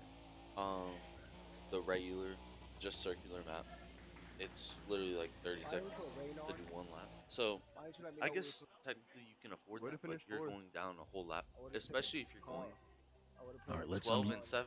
That's 2 on the Phantoms that didn't finish. That's Rebellion, Bad, Yeah, and Dad had Tony. if you look at the bottom, all of Team 1 finished. That's all you have to worry about. It's like once all 5 finished, the moment I see a DNF, yeah, your average is done regardless. Have we had a game where all 10 races finished? I don't think we've had one yet. I do not believe so. 50-50. Who voted on the Phantoms? I need to know. They don't believe in LAxGODS, bro. It's a new team, different. All I know is today when I came and I figured out I was going to be commentating with such a beautiful host like Strix. I knew when I seen LAxGODS, and I remember who's on that team, Courtney. I know I had to make a shout out. Shout out Nana. I'm your biggest fan. I can't wait for you to come down to the UEL one time. I'm gonna need an autograph. But yeah, I had to give a shout out to her. No, it's amazing to see the support. Love the support from the fans. always looking in chat and seeing Nana going. I'm always like, it just brings a smile to my face. It does. It really. Because it's one of those things that like you know that feeling, right? Yeah. And I can see QWERTY sitting there and be like, okay, cool. And then glance over and he's like, you know what? I'm gonna do it for Nana. Yeah. I got this. I see. I always see "Let's Go QWERTY" all caps, a whole bunch of exclamation marks. I sit there smile. It really is the best. And with DBZ fighters coming up, the Phantoms get to pick their lineup. Do you full send? No, I'm leaving Black Diamond out and Mr. B. So Arbiter, Dad Hat, Tony, Rebellion, Batty. Think about it, FIFA. And I'm being 2K. very, not even just that. 2v2 games. I'm saying to you right now, you send QWERTY, TLG, and figure out either Imperial or Loki Brent. You don't need to send both of them in. Then you don't send in TLG and you send in Psycho. Psycho should be able to sweep this by himself. I haven't seen enough from Psycho and DBZ to know that he's gonna sweep. Like Black Diamond, he's been in the league for a while. He knows fighting games. But do you? And he's had TLG and her. My thing is, do you think that they? But like, my brain is like, do I think that they're full sending here? If they're full sending, yeah, I think you send Psycho and you send TLG. But if they're not full sending, to win the game, I'm gonna win the game. I don't think. What do I have to hold Psycho out that the other 5 people don't like win for me? Maybe Guilty Gear, but at the end of the day, Black Diamond's gonna beat. You have Havoc. Black Diamond's gonna beat all of them. But TLG's gonna be out. So TLG's gonna. I'm sending TLG no matter what. I'm sending Psycho in because any other like Guilty Gear, Black Diamond's gonna win. The other fighters have it. DNF he'll win. DNF versus the Phantoms he'll win. King of Fighters he'll probably win. I don't think the Phantoms have anybody that plays that. Really any other fighting game. I don't think Dad had plays. Yeah. Well, we'll get to that when we get there. My biggest question is like it to me is, do you? I know that you're of the stance of like just win the point. Like you can't predict the future, so don't try to predict the future. I just don't know if they need it to, and they kind of, I guess, lockdown. Following my line of thinking, they shouldn't need more than one of their 2 fighters players, and so they end up sending TLG. Now you're looking at TLG to say, hey, TLG, you're expected 2 carries. I don't care if the other 2 people die. Why? Because I'm not gonna lie. Say we don't put in TLG. Say we send in Psycho. Mm-hmm. I think Arbiter can take out Psycho. Arbiter plays. I don't know. But why are we holding Rebellion Batty? In case the shooter rolls. What shooter outside of Call of Duty that you're already going to lose to the LAxGODS are you holding out for when she'll be available in the rotation? You need to save out Mr. B and Black Diamond because those 2v2 sports games, they're going to go in there. They're going to be a force to go against QWERTY and Bosi. But I think they believe they have a chance to win this game. I think that's the big thing is they believe they have a chance to win this game. Oh yeah, Fortnite's up next. Okay, let me put Fortnite down for LA. Yeah, but here, Arbiter plays Trunks. I'm pretty sure. Arbiter actually plays Trunks. No, he's not. I was thinking Yamcha and Gohan team. We're not watching. It's got. This is good. Did Arbiter switch characters now? Oop, and we get the raw tag in, getting some damage and getting blown up here. Well, I don't know who. Oh wait, player two are the Phantoms. So the Phantoms are going to run right. This is probably TLG. TLG is playing Trunks. Arbiter is Super Saiyan Goku. Goku Black is Mr. B. Dad Hat Tony is Gohan. QWERTY is on Frieza. TLG on Trunks. And Brent is on UI Goku. TLG doing exactly what he's supposed to be doing here, which is just straight up running offense. So now we have Dad Hat Tony coming in on the Team Gohan. That was Arbiter's out. So Arbiter's out. All right. LAxGODS. That's crazy. Now I got faith here. TLG waiting just the 2H there, kind of recognizing this is one of the things of like, if there's one game in the league that I don't actually want to ever have to fight TLG in, it's Fighters. Like any other one, I'm like, I might be able to get a win out of it. In Fighters, he knows the game way too well. Mr. B coming in now as the last fighter coming out of the Phantoms, looking to do his best. A nice jump back into a dash, but ends up getting caught by a button. Ends up taking the low into combos, gonna get knocked down here. I wonder if TLG spins the sparking just to try to extend it. I'm pretty sure TLG could have like sparked there. I don't know if he got a kill here. Mr. B sparking just so he's used it. Tries the super dash a little bit late, and TLG should be able to finish the game up here. Drops the combo though. To be actually, he isn't sparked, so I don't know if he would have been good. Can't grab it. TLG with the level 3. Oh, he doesn't live that. Yeah, no. With the healing for a second, I was like, maybe. Yeah. But this is one of those games. It's a grab. It doesn't have that aspect with the spark. But yeah, Fortnite. I mean, let's forfeit this. So, I agree. The Cobras happened to catch a situation where they did not have Loki or Bosif or QWERTY in to be able to take the game, but I don't think if they're both available, you even think about playing this game. I don't know how confident you feel you are, but I would tell you if you don't know you are a top Fortnite player, you shouldn't even begin to think about playing with the two of them. Okay. And the two of them available. Let me give you this question. Mm-hmm. Do you send QWERTY and Bosif in? No, and I say the same reason why DBZ just went the way it did. I don't think you need to send both of them. And it doesn't matter to me. Like, you should never send both people if you know you can get a win. There's one thing if you get caught off guard and you're not exactly sure, but too many times, in my opinion, people are like, all right, cool, I'm gonna send QWERTY and Bosif here. When you're like, all right, I could send like Bosif or QWERTY, and then I'm sending QWERTY, Psycho, Imperial. Let Imperial go in as a rookie who's a shooter. Let him go into his genre. Let him, continue to build that confidence. Decent at Fortnite as well. Like, let him build his confidence. You have your choice here. And you also know that they have to send Black Diamond and Rebellion. Unless Rebellion is cracked. Now again. Dad Hat Tony. He's going in. For me. Forfeit. Does that? Oh, you're saying you're putting him in for the forfeit. And leaving everybody else up here. Okay. Yes. That makes a lot of sense. I think that does make a lot of sense. Yep. I'm saving Havoc and Bosif. Madden rules or FIFA rules, I have Bosif, which covers the sports games decently. You don't send Havoc. I don't think there's a world you send Havoc. Havoc? Yeah, no, I'm saving Havoc. Yeah. Havoc, then UFC, F1, CTR. Actually, QWERTY is better at CTR, but I think QWERTY guarantees this. Bosif, if they send an Arbiter, maybe not.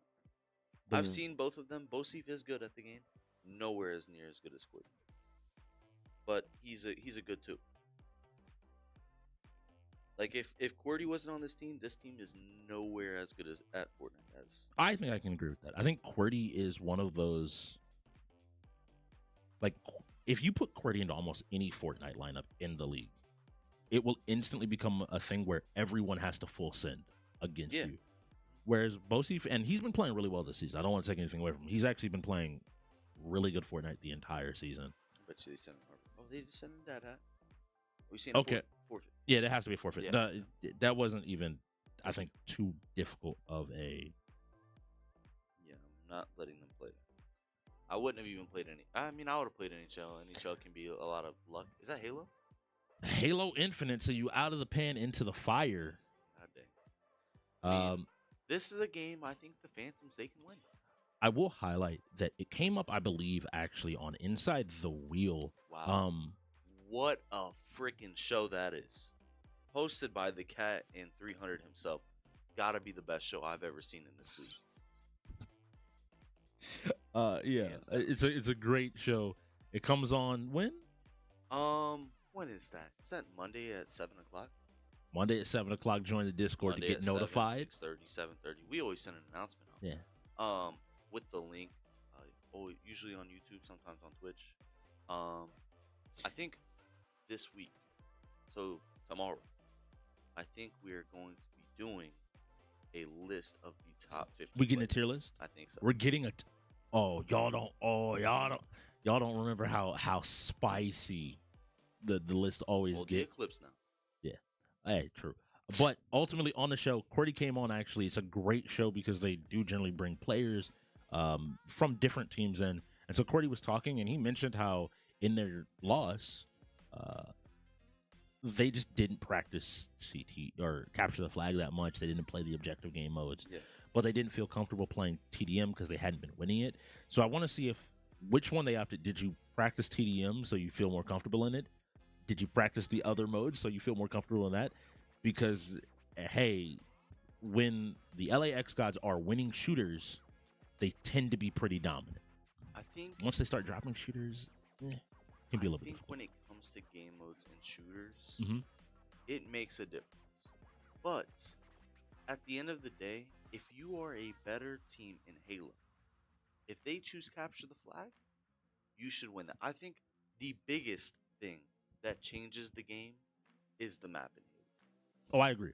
I would rather play capture the flag Slayer on my map or capture the flag on my map than Slayer on Big Team Battle map. And I was with the going vehicle. to I'm get done. into it with you because that is literally what has happened in the league so much more Yes, recently. I hate you.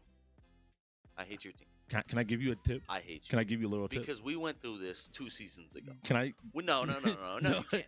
No, Because we I went want to through tell the this 2 story. seasons ago, and now everybody I want to give you. picking I want to tell you a vehicles. story. We were playing. We were doing everything, and I'm not kidding to you. Shout out to my teammate, the GOAT, the Bubbles. Shout out to you for engineering that. He kept being like, "Yo, Behemoth." We're like, "I'm not playing Behemoth. I do not want to deal with it." And you know, the team came time we practiced it. We did a little bit of work on it, and now every single team is doing exactly what you're saying. They got, all right, let's get these big old maps out and go ahead and we're gonna sit them down. Do you know how to deal with a tank? You don't know how to deal with a tank. If you don't know, by the way, this is going to be an LAxGODS setup, so they'll get a choice of map or mode. I'm choosing map. I don't care what game mode, bro. You can choose oddball. I don't care. I'm choosing my map. I just thought about no vehicles. oddball on a big team map sounds miserable. I'm gonna be honest with Yeah. you. Next time, hey, matter of fact, someone chooses a map Nah, first, and they go and I see what map Behemoth oddball. I actually don't think. Come find me in the building where you can't be in the vehicle. Come find me up in the corner of the building. You can't use the vehicle. Let me see it. But we are waiting on Halo to go ahead and get started here. It was PC to PC, so like it'll still be this 4-minute timeout or timer.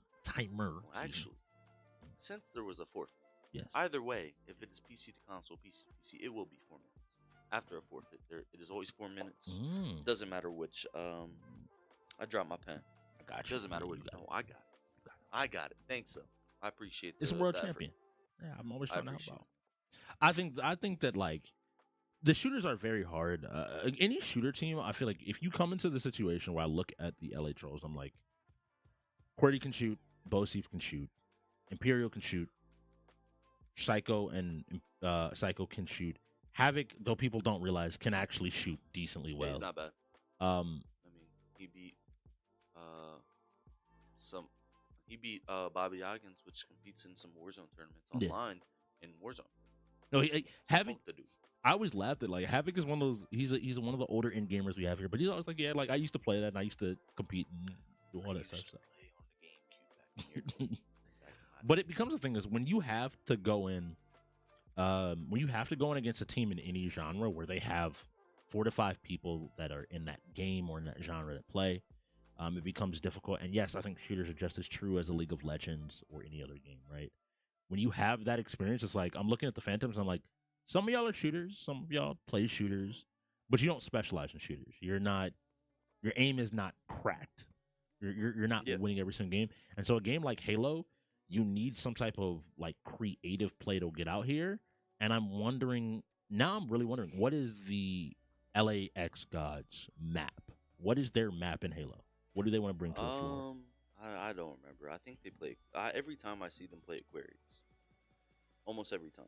I think Aquarius, right? So yeah, they do always play Aquarius, but I think that was because they were opting for team deathmatch every time they had the opportunity. I think they were giving their opponents map choice, and I think after that loss, they might have looked at it and been like, maybe we should just take the map that we want to play. Yeah, that's what I do. Live fire, please, thank you. Live fire? You like live fire? That's my favorite map. Yeah. I want some of the classic maps to come back. To be very honest. We used to see Bazaar a ton. I'm kind of like, I like Bazaar because I think it's a very straightforward map, but it's also 2 alleys. You got the middle. Boring. Yeah, and it's like you either go for overshield or you go for rocket. You go for rocket launcher. You don't. Overshield is great, but rocket launchers guaranteed kills. But we will see. I mean, you can always go to a safe map like that, especially if they don't pick one of the objective game modes. But again, if they're sending in QWERTY, if they're sending in Imperial, Havoc, and Psycho, TDM would be the game mode they want. Just let us shoot. Agreed. Just I don't have to overthink any of this. My gun shoots better than your gun. But speaking of the Ravens again, Black Diamond, Mr. B, used to have Polo on the Ravens. Polo, one of the better X players, especially for Halo. You think he's been with them labbing?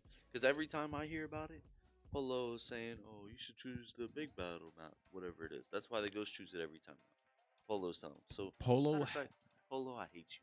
Polo has been working with a bunch of teams over the course of the last few seasons. Not a fan of Polo. The thing is, Polo has been unapologetic, always of being like, "Hey, Eclipse wasn't ready for it. Eclipse has always been considered like top shooting team. People just don't use it that often." And I don't think it's just the big team maps. I think the issue is that, like, on stream, we showed how strong the vehicles were, where we just see people being like, all right, cool, I'm going to sit in this vehicle, and for the first 80% of the map, I'm not dying, and I'm just killing people. Yep. Doesn't matter who it is, and it will be the biggest names in the league, and be like, yeah, I shoot. It's like, yeah, can we play? Can we go back to Aquarius? No, I don't play Aquarius, please. Aquarius is not a bad map. I didn't say it was a bad map. There's a difference between, I will never make a declaration about something being bad. I will make a declaration that I don't like the thing. I will. You know what map? I need league to roll. I want league. Actually, it's not getting played. Look, we haven't had any strategy games today. That's why I was here today too. I was thinking about, I was like, I'll come to the tricks. I want to commentate with league. And right now, I just realized we're not going to see it. I'm gonna ask you the magic question. What strategy game, maybe Pokemon and maybe Yu-Gi-Oh, are the only two strategy games I think that are getting played today? Rebellion Batty, she's good at Dead by Daylight. True. And Arbiter, Arbiter Rebellion. They're gonna play Dead by Daylight. Okay. Maybe Texas too. If you play one or the other, I don't think it's just League and StarCraft, and then we won't see. Yeah, which is unfortunate. I know you've been playing StarCraft. You've been really grinding. Come on now, buddy. I go home. Hey, I tell Scarlett, go upstairs to my PC real quick, turn the PC on, and take a picture of my battle net. StarCraft is not on there. Yeah, you got it on the little one off to the side. Don't let him. I've been watching Hollywood now playing StarCraft too. You are lying. Maybe because they stopped changing my name out here. My name Hollywood is still here. You must be friends with that account, because when StarCraft rolls, they're on my account. Yeah. But yeah, here we go. Timeout. Looks like that came out of the LAxGODS. Probably just making sure that rules are right. I know Halo is a little bit finicky, where the rules sometimes reset if you're not, or even worse, Halo will show on your screen that it says 12 minutes when it really is 8 minutes. Yeah, as long as the host takes 8 minutes, it should be fine. I don't know what the issue is here. Usually, I'm out on the floor assisting. Today, the GOAT is not. So, I don't know. I mean, Halo. This was the same thing with Halo 2 seasons ago. Same thing would happen. I would say, to be very honest though, I'm also looking at both of these teams. Like we're approaching week 10 at this point. Yeah. All the little weird stuff, like we've seen it all at this You point. still don't know how to go to a LAN on freaking Halo? No way. At that point, I'm sitting there like, I'm not helping. There's no way. It literally just on Need for Speed. I've been the past couple weeks. I've been telling people, please open it through EA. Yeah, that's the way to make the invites, the invites work. Like you have to open through EA because that's how the invites go up, especially for these certain two PCs. Yesterday it happened. I'm not helping y'all. I'm even playing. I'm not helping. Like open Need for Speed through EA. Halo, you have to go to create match and then you choose your server. There's certain games that have those weird setups, but as you see, these are their 6th or 7th game. Yeah, we at this point, it's weird because I tell people all the time, like I get week 1 and 2. Your first game, you're still kind of feeling everything out. Texas was a great example of it. Like Texas didn't get played for the most part because I'm not gonna lie, that wasn't working. I knew how to set the game up. I'm trying to set it up. Oh, the Cobras got it, no problem. They had an update that weekend, and nobody believes me that there was an update that weekend, and now it's working. Because I was sitting there and I was watching you guys set it up. I was like, exactly what I was doing. It worked. What the hell went on? But bizarre. We talked about it very briefly. Looks like we kind of were prophetic. And it looks like they also heard us talking about things not working because immediately Halo, let's see, 50 kills, 8 minutes, 1 round. That looked right. Was the weapons wrong, maybe? Because that's... Blue. We'll find out. So, wrong map. Which one is fragmentation? Which map is fragmentation? I think that's a map. I have no idea. That's my one issue with the Halo maps as well, because they've switched names. Oh, okay. So, Mm-hmm. technically, if they load it in and it's wrong, there should be another timeout on the LAX guys. But well, maybe it was a test. Maybe it was a test to see if we would load up. And now we're gonna load it. I also think that like this was brought up, but I do like that. I like that for the players in the league. I always liked it. Learn your game masters. Like different game masters rule slightly differently, similar to refs in any game. Yeah. Like some people are definitely like by the letter of the book. It says you can't walk left, you walked left, you're done. Other people are more like, I mean, you stepped once left, but you went right. Cool, you're fine. Yeah. Keep it moving. Learn your game masters. Know like, hey, I need to be able to set up this game. I need to know to do this correctly. This is what I need to be doing. But also, like, most of the game masters are still like pretty lenient. Yeah, I think every game master they understand from a player's perspective. Yeah. The game masters they know the rules. If something is completely off from the rules and you're breaking that, there's gonna be a timeout or forfeit given. What is going on? Maybe a technical timeout. Maybe somebody crashed. I just thought I'm so much louder. I'm so much louder. Oh my goodness. All right. So now looking all over it after this, I think we saw it there for a second. So we're still looking for Phantoms if they're looking for a win. They're looking for a sports game like 2K with Mr. B. Yeah, they need a sports game. Or I don't know what they're gonna take a win in. Because I'm looking at the racing category. The racing category is really different this season, and I think it kind of benefits racers pretty heavily, right? Like CTR and Car X Drift are both games you just need to get some time in to be comfortable with. There's no amount of, I did watch this YouTube video. I'm like, yeah, if you haven't actually played the game, the YouTube it takes video about an hour. Especially like Car X Drift takes about an hour, and then for CTR it takes like 20 minutes on each map. Like you have to spend 20 minutes on this map, because every map is different. You have to learn how many times you have to drift before you then flip your car around and then start drifting this way. When to jump. Yes, that's a tough game. I'll give it to people. Also, I didn't notice game mode. I didn't know game mode was TDM with Slayer, right? I hope so. Yeah, because it was 50. It was 50. If it's 50, then it should be Oh, yeah, Slayer. yeah. Funnily enough, like that's how I track things now. It's like, oh, well, this game mode is supposed to be X number.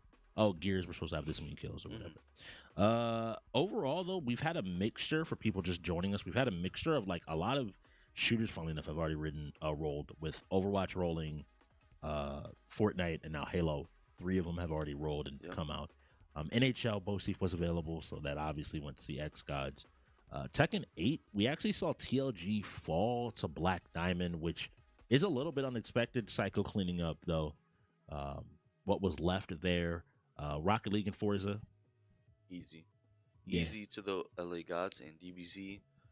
TLG was once again available, and I would say the only close game I would say is Tekken, and then followed up by NHL. Those were the closest 2 games so far we have. Other than that, LAxGODS look like they're coming out strong for their first game under the new brand. I think that like it's a great showing. And it looks like there is a technical issue with Halo, so we're going to be skipping it, and we're going on to the next game, which is UFC. I'm going to make the assumption we send Havoc in here versus Black Diamond. Agreed.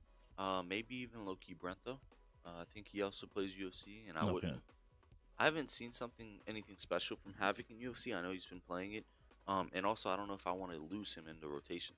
Havoc is, as someone that's worked with Havoc, like Havoc is a really valuable piece of just, he is always willing to play almost every game on the wheel in every category. And he ends up being this reliable just piece that you can go, all right, cool. If I have Havoc out, he can play the game and is not going to sell me It's on like that Wordy. game. Yeah. And having both of them is just amazing. Yeah. Because both of them go in for any game, and now, even if they're not my strongest, now I have everybody else like available, or anybody else available with those 2 that play every game. So now DBZ rolls TLG going, Apex rolls Imperial going. What's up? They were catching up on lineups. Took me a second to realize like what was all going on. Because I was looking, I was like, did they just send Imperial in for UFC? Do I not know something? So if these lineups are correct, Havoc guaranteed. Havoc versus Black Diamond. Havoc into Black Diamond is what we're going to see. Both teams are going to want to play this for the win. And to your point, I think that what I wanted to see more than anything from the LAxGODS was like after they had finally suffered a loss, right? Mm-hmm. After they had finally suffered a loss, what does their win look like? Like, how do you recover from a loss is a lot of times, to me, more defining. Example, you all played Eclipse this season and took a loss there. Yes. And to me, looking at the team, y'all have been playing like a little bit tighter. You've been trying a few different things, but the team itself has been a little bit more precise and tight in how it operates and is rolling and what is happening. Even comparing like the first time we played y'all to the second time we played y'all, just how you approach things. I don't want to say it felt more serious because I don't think y'all were just more serious, but y'all were, I think, more precise in what you were doing. You're like, you always mention that story about what happened in Forza when y'all played it. Yeah. Eclipse. Like making sure the small stuff like that doesn't happen again. And so for LAxGODS here, I'm looking at them and be like, cool, you unfortunately lost a game. You lost for the first time all season a bunch of shooters. Oh, what? Wait, there's no way. What? Wait, this is even better. Hold on. I'm gonna sit here in silence. Hold on. Wait. Everybody hold. Everybody hold. Grab the kids. Grab the wife. Yep. Grab the husband. Yeah. I don't know. I'm not gonna say nothing. It's really interesting here because like to send QWERTY in, I think we saw what Hollywood was waiting for. We see the forfeit. I know Black Diamond is good, but it is extreme. It's not like amazing. In this game, I don't think he's played UFC 5 much. That's a coaching decision. I can tell you that Havoc would be like, I'll go in and at least try. And Street Fighter. Okay. UFC, which was a forfeit. FF win. And now Street Fighter. Let's write this down. Havoc's going to be going in. You'll probably see Havoc, Psycho, TLG, QWERTY. Honestly, they can just pick Havoc and TLG and then kind of pick who they want to send in. Another one of those just games that is really difficult to call one way or the other. Yeah, I'm gonna probably expect Havoc, TLG, It's a 5v5, so like it is. Psycho. That is the one thing about 5v5s is 5v5s are awkward when like you have almost too many choices to make. You're like, all right, cool. Who do we send here? I'm like, I mean, I guess we hold this. Maybe don't hold this. Yeah, half the time I'm just like, who wants to play? Yeah. Hey, make Tekken a 5v5 again. No. I love Tekken. I adore no, Tekken. I just want It's not a 5v5 game. I understand why it's not a 5v5 game. I just want it to be a 5v5 game for myself. It gets too long, and then Define too long, King. takes a lot of time up through from the game because, say for the Phantoms, now I have to sit here and watch. Outside of say Arbiter, Black Diamond, Mr. B going. Yeah. Now I have to sit here and watch Dad Hat Tony and Rebellion Baddie versus her. Why? Because I think we've still seen it where the default player that you think would win doesn't always win, and I think that ends up mattering. And killing 5 people, don't care that you still have to go through 6 lives and not lose a round. And we've seen it where people. Example from last season I can give you: the bots versus Ravens. Okay. I think Dingus coming in and beating 4 people and then playing Herb finally losing. It is a lot more of a storyline either way that Herb loses or wins if it's 5 people. Whereas if it's 3 people, like that's just far more doable. It's a far more realistic thing of like, okay, well, Dingus beat 2 other people, then he lost a couple of rounds, and now Herb just has to beat 2 more people, and I think that's doable. Whereas like the 5 thing was this thing when people reverse swept Tekken, it was kind of like, oh wow, like Scarlet set back down and he had to go through how many people, and then still manages to come out. You know, the final boss jacket comes out, he sits down and. It's a great story building moment. Yeah, I just don't think the league is ready for. That's like putting Mortal Kombat to 5v5. Like disgusting, right? Like, well, that's Mortal Kombat. This whole set. but Mortal Kombat, it's easier to take a round than Tekken, because Tekken, if I do a whole combo, that's half your health. All you know how to do is jab versus me, because you don't know how to play the game. Mortal Kombat, if I grab you twice, all that, and then I have I fatal blow. And you're basically dead. I can do the same thing, jab the whole time. I can see the argument. I think I just don't think the league is ready for Tekken or Mortal Kombat to be more than 2 or 3 people. Street Fighter, I get it because it's they literally it's have one the round. game mode. It is one round. Yeah, it's one round and they literally have the game Same mode. thing with what is it? KOF. Like you just have the one life bar, everybody's on a team, DBZ. Like it doesn't extend the game, but really when you start to get into the 3 rounds, then a minute to change buttons, switch characters, or Guilty Gear 5v5, and do that 5 times. And we have a hitbox. We have 3 people on a hitbox, plugging it in. Oh, you don't even know what happened when we played formerly the Trollz, the LAxGODS last week. I know. Oh wait, last week? Yeah, when we played them. The last time, me and Kusix were sitting down for KOF. Fun fact: while we're waiting, people in the chat, you get to hear this. Plugged in controller. Accidentally picked the wrong account. It happens, whatever, we just reset it up. We created a situation where in the menus, I was player 1, he was player 2.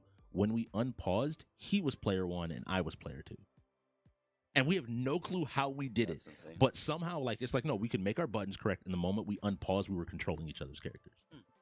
And it's like, that shouldn't exist. But that adds more time into the setup and everything going on. Street Fighter V, though, is a 5v5, as Hollywood mentioned. You do have 1 health bar that you get a little bit of life back after each fight. And so you have to know how to play the game. Resources, which resources do we keep? The health bar carries over and the special gauge carries over. Everything else Resets. doesn't say. It doesn't say. So it's default, which I believe is off, if I'm pretty sure. If it is supposed to be default, then it is default. If it is whoever's setup it is to choose, then have it. I don't know. I'm still new here, so I don't know. My thing here is like, Mr. B, I know, has played some Street Fighter. He touches the fighting games. Black Diamond, Arbiter, like they touch. Black Diamond is, again, I still agree with the Phantom's best player, but they have people that touch fighting games. But I look across at the LAxGODS and I'm like, you need a little bit more than touching fighting games to kind of beat the LAxGODS at fighters. I don't think after Tekken went down, your only hope is Guilty Gear. Yeah, I think That's it. Let me think. Guilty Gear. What else is there? We're playing Street Fighter. You're not winning. Maybe Smash. Smash, especially with items. Yeah. All it takes is one really bad roll and That's somebody's what- getting blown up. King of Fighters, you're not winning. Street Fighter, you're not winning. Mortal Kombat. All right, here we go. We have Down. Modern Chun-Li versus Modern Cammy. This looks to be Mr. B versus QWERTY. QWERTY is gonna be the Cammy. We already saw, and Mr. B plays Dead by. I'm happy with Dead by Daylight. We might actually get some. We might get some good-ish Dead by Daylight. I just want you. Look, we're on a console game right now. I want to see. Oh yeah, like look at whoever in the killer cams, is. right? I'm looking right now. I'm like, Yep. One of y'all need at least one person for both teams need to be at a PC right now. I just want to see somebody choose somebody other than a base killer. Hey, you have time? Let's go set up the account. We're going back to character select. It looks like. What? Was something set up wrong, or was a timeout called maybe to check the rules just to be safe and make sure everything is correct? Again, look, we talked about earlier, so I'm gonna give them credit for that. Okay. Rather than what we talked about on Forza, where like it didn't look like maybe anybody had come over, they called the timeout. They got Game Master here to come in and say, "Hey, is this correct? Is this correct? Is this the appropriate thing to be doing?" I want to give them look. Use your resources. We're coming up on half. If this is the LAxGODS, you're gonna lose that timeout anyway. This is on TOG. TOG should be the one that is coming in, setting this game up. So I believe, like, I don't care if we're gonna lose this timeout either way, whatever. I could use this timeout to actually stop the clock for 3 more games to get more games in. Yeah. TOG, you're fired. Like he did. You randomly did that. Yeah. I don't know. Who's the timeout called on? We don't know yet because we haven't come back just yet. Looks like they're still setting up. Mr. B is definitely confused, so it doesn't look like he plays this game. This is the weird thing. What character was he? Chun-Li. He plays Chun-Li in 5, and he plays Chun-Li here. Modern Chun-Li is pretty good. I know that like it has had some decent results. I know one of the characters that people tend to see play Modern consistently is Chun-Li, even in competitive play. But I know Mr. B has touched the game. I just think that like Team Battle is a mode that you're playing local. Like most people aren't being like, "Hey, Hollywood, yo, get 4 of your friends. Let's go ahead and run this team battle."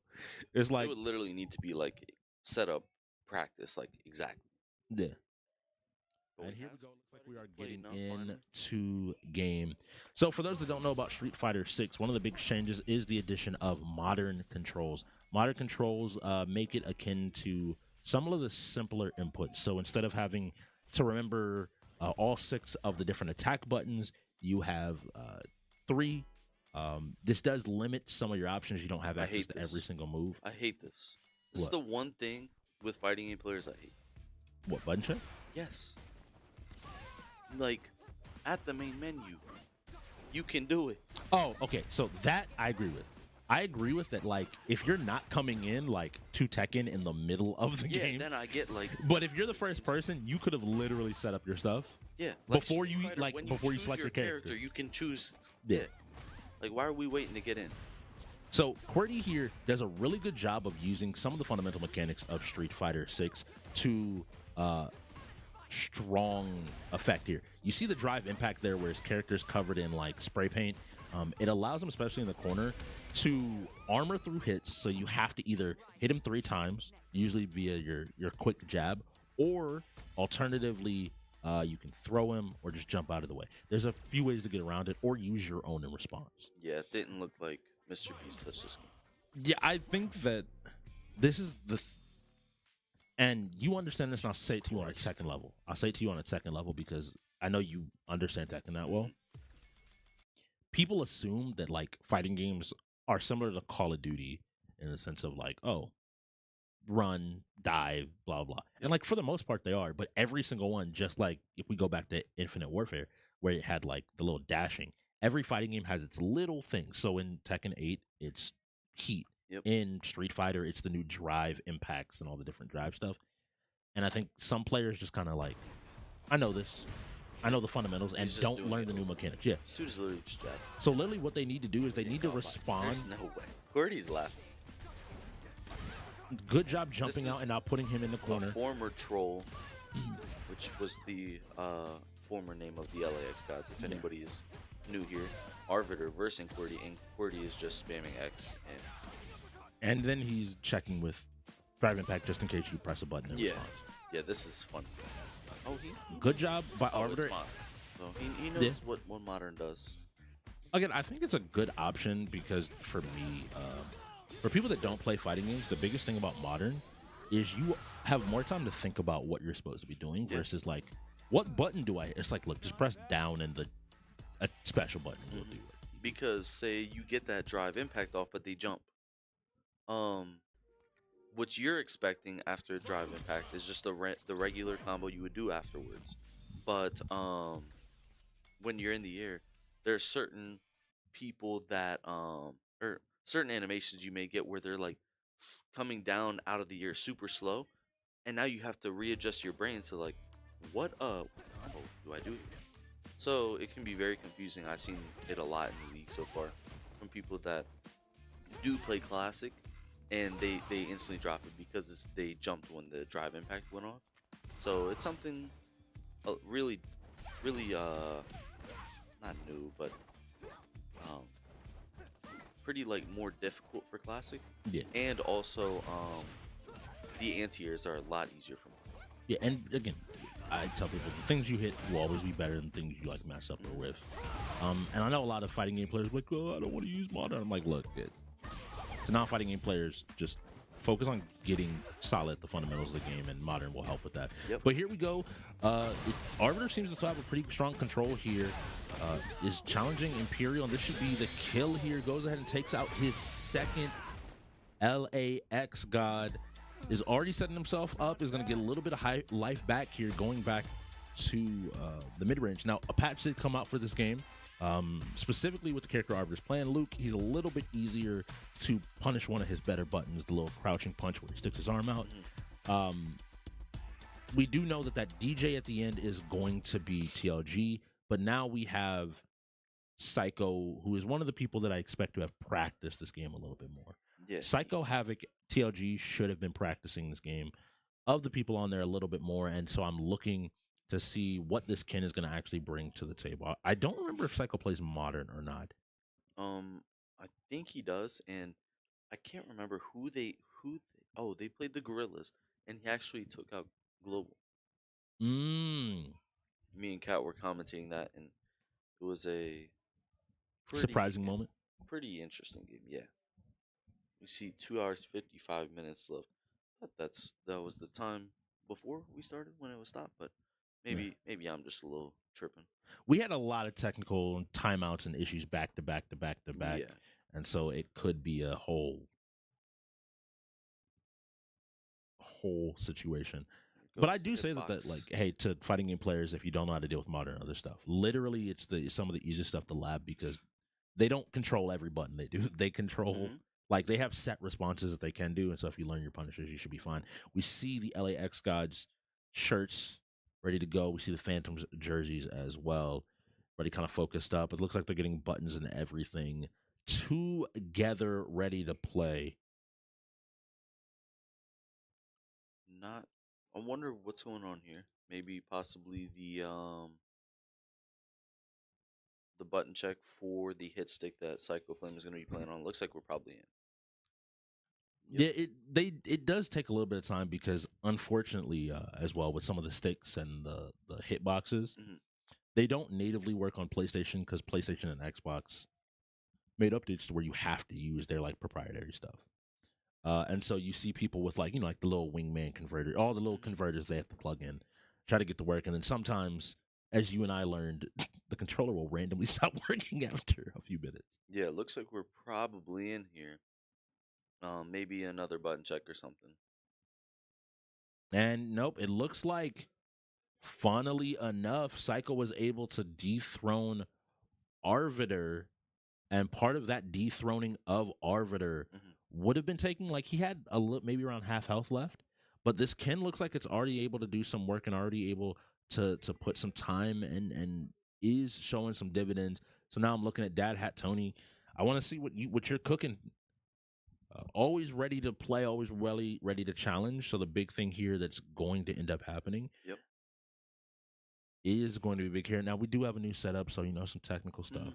But both the players seem locked in and focused. I think Dad Hat getting his buttons all set up, ready to go. And we will see who goes ahead and gets it. We see Havoc in the back just in case as well. Did we get a wheel spin? You know what it was? We have skipped a lot again. Oh, Dead by Daylight. Dead by Daylight, yes, we noticed that. There was the FF and UFC, and then there was another FF, right? I feel like no, it was just UFC. We skipped Halo. That's why it feels like so much time has passed, because we had that into a FF. Oh, we did have Fortnite forfeit. Yeah, it was Fortnite in the...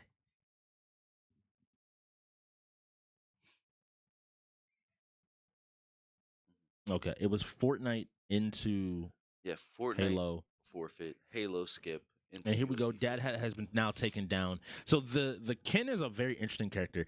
He has a few different options that he's able to consistently use, and those few different options can be pretty powerful. It's a move called Dragon Lash, especially where he can just keep up his pressure pretty heavily. But Flame, especially once he gets comfortable, loves to run his pressure, loves to essentially just like lock you down and not let you play the game at all.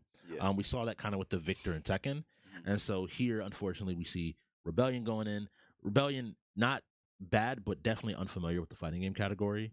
And against a player like Psycho, who thrives in that momentum and that ability to pressure, we'll just try to bulldoze over the character. Both players seem to be focused up. It looks like buttons are good. Black Diamond trying to give some coaching to help them getting focused up. And I do like that I'm seeing people in the background.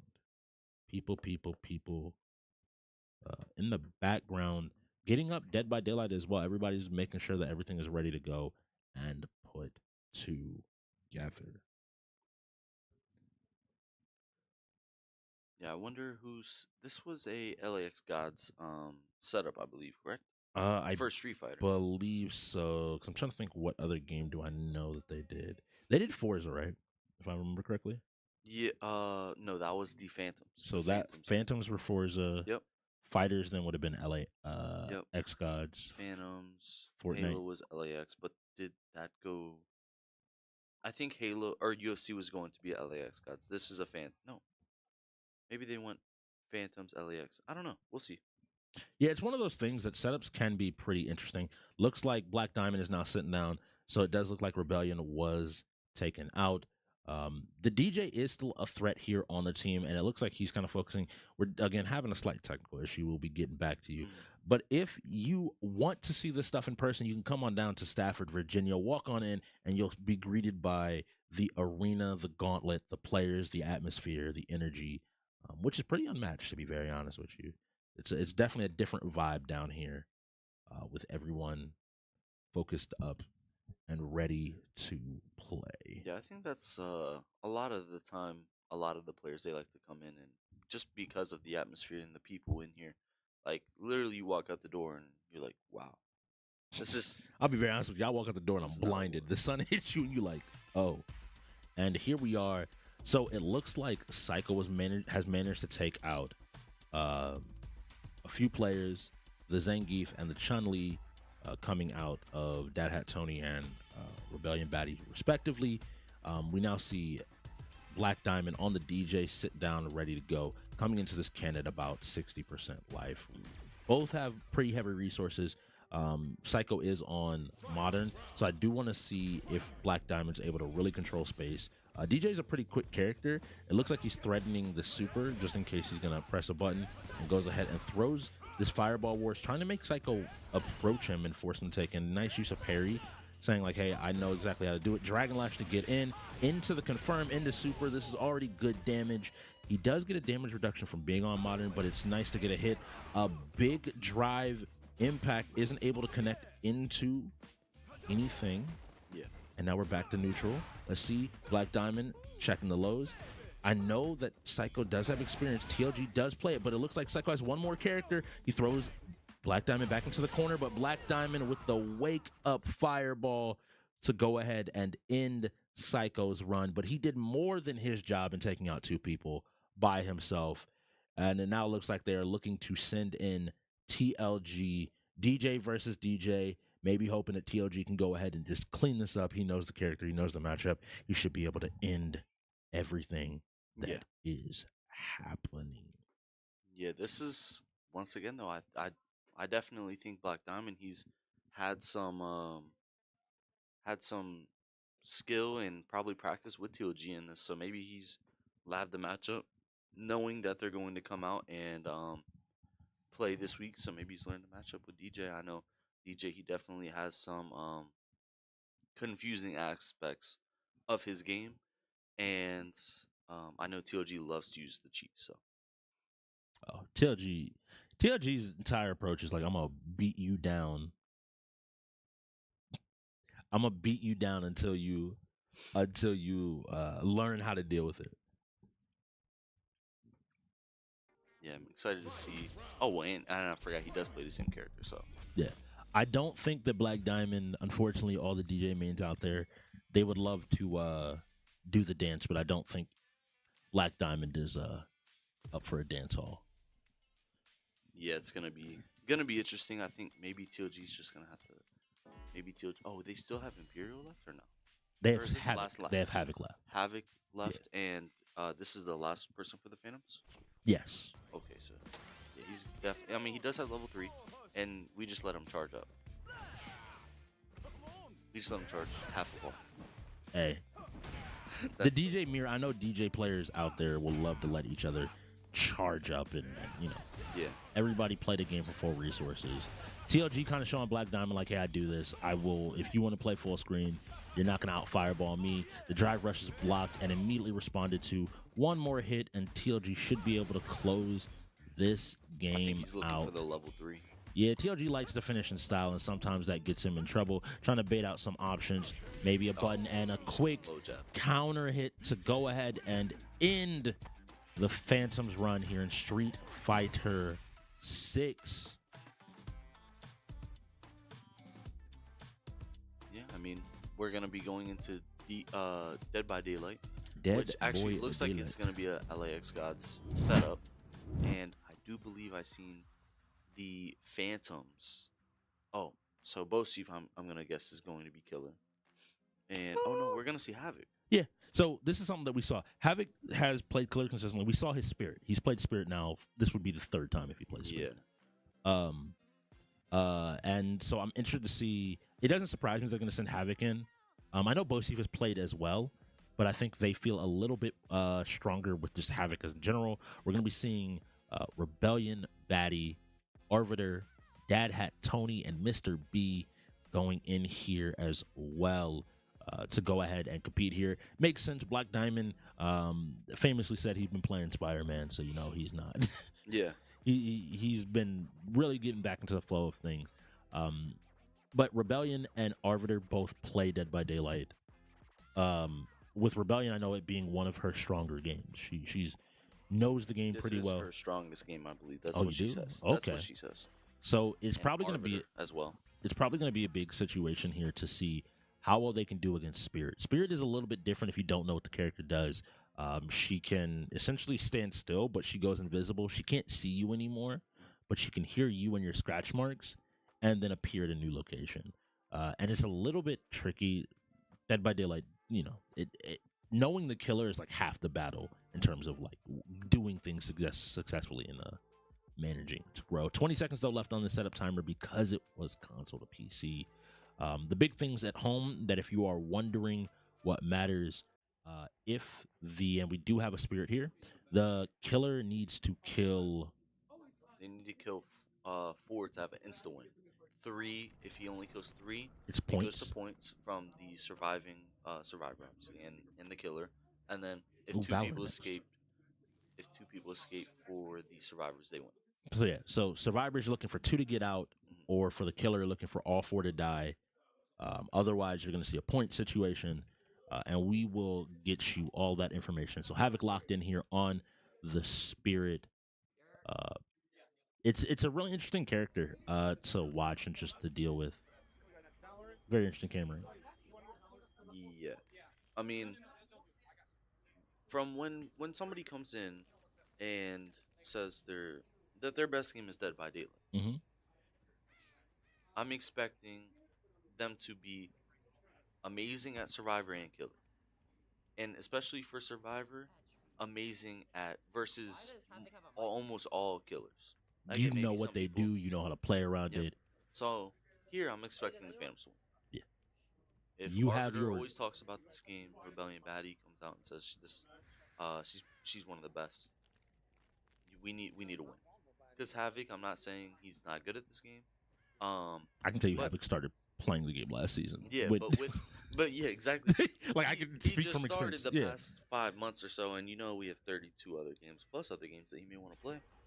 It's your main game. Let's see it. Look, they already have a gen down. So that's already better than a lot of the league. To be very honest, one of the big things you see early on in the game is teams stalling out gens, which give killers way more time to be able to fight here. He's once again going into his phase walk, looking to catch somebody. I'm immediately noticing. So Havoc can hear them, right? Yeah. He can't see anybody, but the things that he can hear or he sees the scratch marks, which means you need to walk, and that is the Magna sweep.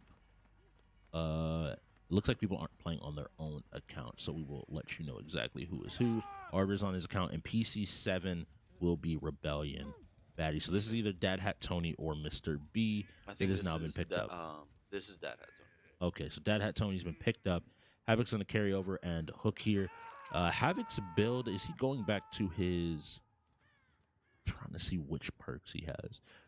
You know perks? I know he has, I think that's Jolt I don't know. on the far I don't right. know. There's a lot, like, there's so many perks in this game. But essentially, Havoc has adjusted his build each time with the assumption that people are watching what he's doing. And, making some adjustments. Manages to find another Rebellion good back. job on the phase walk. Dropping the pallet. I don't know about dropping that pallet. I think just trying to get a little bit of space. Is able to buy a little bit of room, but I don't think is going to manage to make it to the other pallet, and commits to a direction too soon, is also now hooked. And now we see the issue. Now we see 2 of the Phantoms have been hooked. It looks like somebody messed up a gen, or are they getting Dad Hat Tony off the hook? They got him off, and I believe Messed up a they, gen? They messed up a gen, yeah. But that's 2 very early pallet drops from the Phantoms. Yeah. And against the Spirit, it can be useful because she can't do anything when she's phase walking, she has to either break them out of phase walk or it messes with her passing to be able to chase people. But I don't think the use of the second one was super great. Coming around, hitting the gens, isn't able to get a hit there. So it looks like he's trying to... Oh, no, I think that person was working on that gen. Probably expected the Spirit to go the other way, trying to go back and instantly start working on that gen. So I'm expecting that to probably be Arbiter. And here we go. Rebellion is still on the hook. Havoc, noticing that they're running, is going to go ahead and immediately stop. And it was a nice attempt at a mind play. But one of the things that I tell people is what generally will happen and be told to you is if you're going to do that and walk back towards the Spirit. Yep. Because if she can't tell where you are, then it is definitely a lot easier. And that was mad genius. So I think that was Mr. B trying his best And there. we still haven't gotten Another gen. Rebellion Baddie off the hook. She's So in your stage best, 2. So your best Dead by Daylight player is now in stage 2, and we're not getting her off. We're not healing Magnus Sweep either, or whoever. We're not healing Dad Hat. We got the one gen that started off great, but right now they're looking very sluggish. It feels like once things start to go wrong, and now you're running up and you're not even paying attention behind yourself, like you can't get this pickup, unfortunately. And honestly, if I'm Havoc and I know that's their best player, I'm gonna avoid the anti-camping. We took a hit and we didn't get him off the hook. And you're just gonna go down here. You trade. That's crazy to me because if you know that you're gonna die, you trade your best player for Rebellion yourself. Baddie is still on the hook. Oh, that's Arbiter too. So their second best Arbiter player. and Rebellion Baddie's dead. Yeah. This feels like things were great until something went wrong. And that sounds really weird to say. They're gonna slug. Yeah. Even though I don't think it matters, I don't think they have hardly. I don't think any survivors really have any. And that's points. Rebellion dead. Yeah, Rebellion's Mr. dead. B still on the hook. Arbiter's down. So at this point, we're looking at Dad Hat Tony to hopefully avoid being seen or found.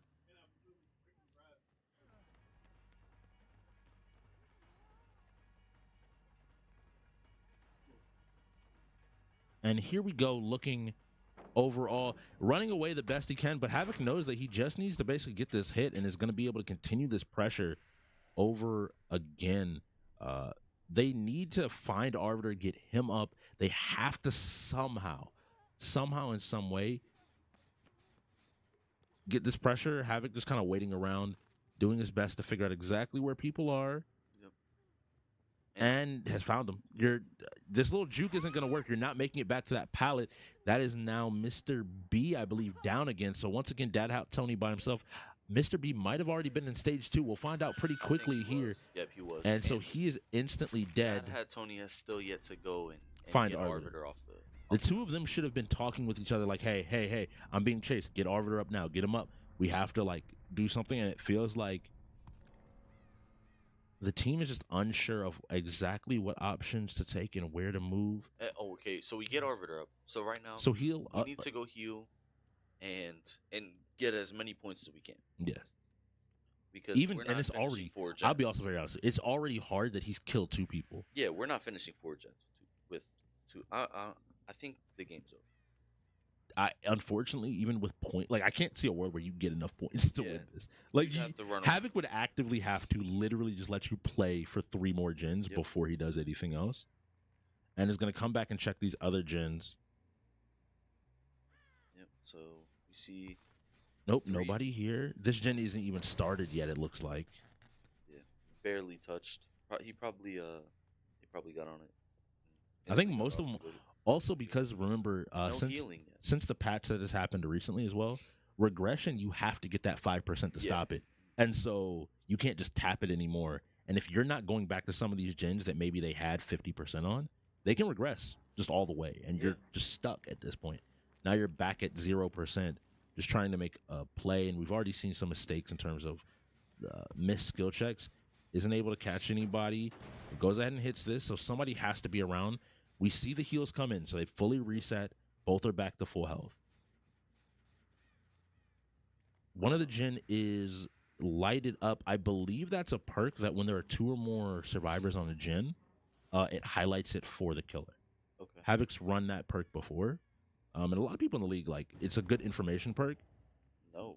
So it may be just highlighting the one that the most progress through.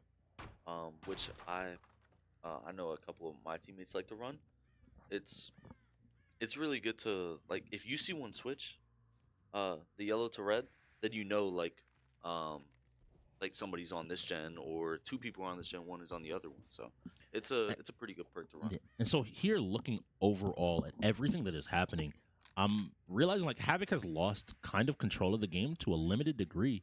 He's unable to find where these other players are and unable to find where the last 2 Phantoms are, which gives them an opportunity, but still, there's so many points that are needed. That gen is still regressing, and I am now joined by the aficionado of Dead by Daylight himself, the entity known as... Third Anarchist. Also, I'm not an aficionado. I'm bad, and I'm only a killer main. Just remind y'all on that. But Havoc's Spirit gameplay has been very solid up until this point, and this is where the drawbacks of not having strong fundamentals as a killer is. Because he has Discordance up right now, I believe. Is that Discordance? No, it is not. What perks is he running? Okay. But he's back to running the pallet smash perk, by the way. Okay. He did not do that against us. Well, he knew that we would be paying attention. And he found both of them. And so now who does he end up choosing to go after? Both of them went the same way. So this is where weird situation spawns where both survivors are kind of in dead spaces. You have the survivor playing around the entrance, so he gets both of them, and now they're split up. And now Arbiter managed to bait a hit, but unfortunately it looks like Dad Hat Tony went towards the gate, not recognizing it was there, trapping himself. So even the time that was bought, ends up leading to him getting down. Now, Arbiter's by himself, and to be very honest, Havoc killed 2 people so quickly that the points aren't going to be there unless... Did they get any underhooks? Because I did miss that going through a couple of things. I believe one. And was it Rebellion or was it one of the other? No, Rebellion died on her first hook. That was probably the worst thing the Phantoms could have did for themselves, because Rebellion and Arbiter are their 2 best Dead by Daylight players, and not having Rebellion able to try and farm some of these points. As the game stands right now, their best chance for getting points to get back into it is to try and stay within the killer's terror radius to kind of get those boldness points. I love that he's baiting this. He's making him think that he's phase walking. Yeah, but by just standing there. The thing is, though, phase walk lasts about 5.5, 6 seconds, give or take, based on movement. If my memory's right, don't correct me. It's not accurate, or it's an approximation. So you stand there long enough, and people should know. You'd be like, all right, you're just standing there. But the thing is, here is that first gen popped the first minute or so of the game. Mm-hmm. I did see that. And so we're in a situation now where, like, you haven't gotten another gen. Havoc has pretty much regressed all of them back down to 0. And now he really is just looking for Arbiter, and it's a hard call of, like, does Arbiter get his teammate up here, or does Arbiter instead just focus on getting as many gens and getting as many points to hopefully pull a win out of this? So what Arbiter needs to be doing right now is probably looking for totems to get those free points, and then potentially just sitting just outside of terror radius. And this is once again where Unbreakable is a huge thing. Something we ran. That's what gave us so many opportunities for us to get back in the game. Because when you get in these delayed slug situations where the killer hasn't committed yet, he's going to run around like this. And if the Arbiter, who, like I said, is an experienced Dead by Daylight player, isn't running, and he's just kind of sitting in the corner forcing the bleed out, then Havoc has to make the commitment. It's like, look, do I just have him slay here and bleed out? Or do I commit to chase him down? But he's not working on generators now. He is on the delay plan now. I think I just said a lot of nothing for like 40 seconds, so I apologize. Trying to collect my thoughts on how Havoc gets the full 4K on this. And I think his best opportunity to do so is to... And he has finally found Arbiter. Gets the hit through the window, even though it's a fast And Arbiter taking a bad path here kind of sets himself up to be caught. He's got a little bit more room, but I don't think there are pallets left for him to play off of. Almost jukes himself out. That was a good double back. The issue is his pathing is, and there's Bloodlust. So yeah, you had to play the pallet. Now, if you double back on this, you should be good. Yep, you got the tap on Dad Hat, so now they just got to figure things out. But now you've lost Arbiter almost. And guaranteed. that's the worst part. That's the worst. That was the worst choice you could have. If Dad had hidden these lockers. Okay. So hopefully Arbiter has Unbreakable or some perk that gets him back up, because right now you can't lean on Dad Hat in order to try and finish this game via points. The other thing here is, like, and one thing that I think will hurt Havoc in the situation is Havoc's always thinking about how do you win the game optimally and how do you win the game best. I think if you recognize that Arbiter is the best player remaining, and probably the person that has the most points, hook him. They might get whatever it's called. They might get Hatch. But you know that they've done one gen. They've barely touched the other ones. They haven't really been able to get anything done whatsoever. Or you just find Dad Hat walking around. Running, actually, because you saw the scratch marks. Yeah. Which is one of the unfortunate things about the matchup with Spirit when it gets in the late game like this. Once you get down to 2 people and I have so many generators open, you should be crouch walking and you taking these slow routes to a lot of your gens, because you'll have to patrol in a certain way in order to really find you. That should be last look for him. And boom, it doesn't look like Unbreakable was picked up by Arbiter either, which puts him just in a situation now where Havoc taking the headset off, knowing that with this hook that should go ahead and end the game. And he goes ahead and phase walks off, Arbiter maybe to get a few. Time. Yep, you have to stay away. Arbiter has to go for it. Come on, Kobe. You have to go for it. You, like, literally before, like, the moment that Dad Hat dies, the game ends.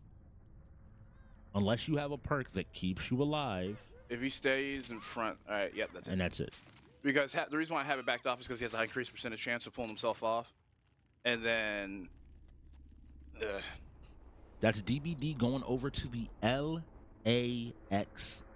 LAxGODS. Lacrosse gods. Let's go.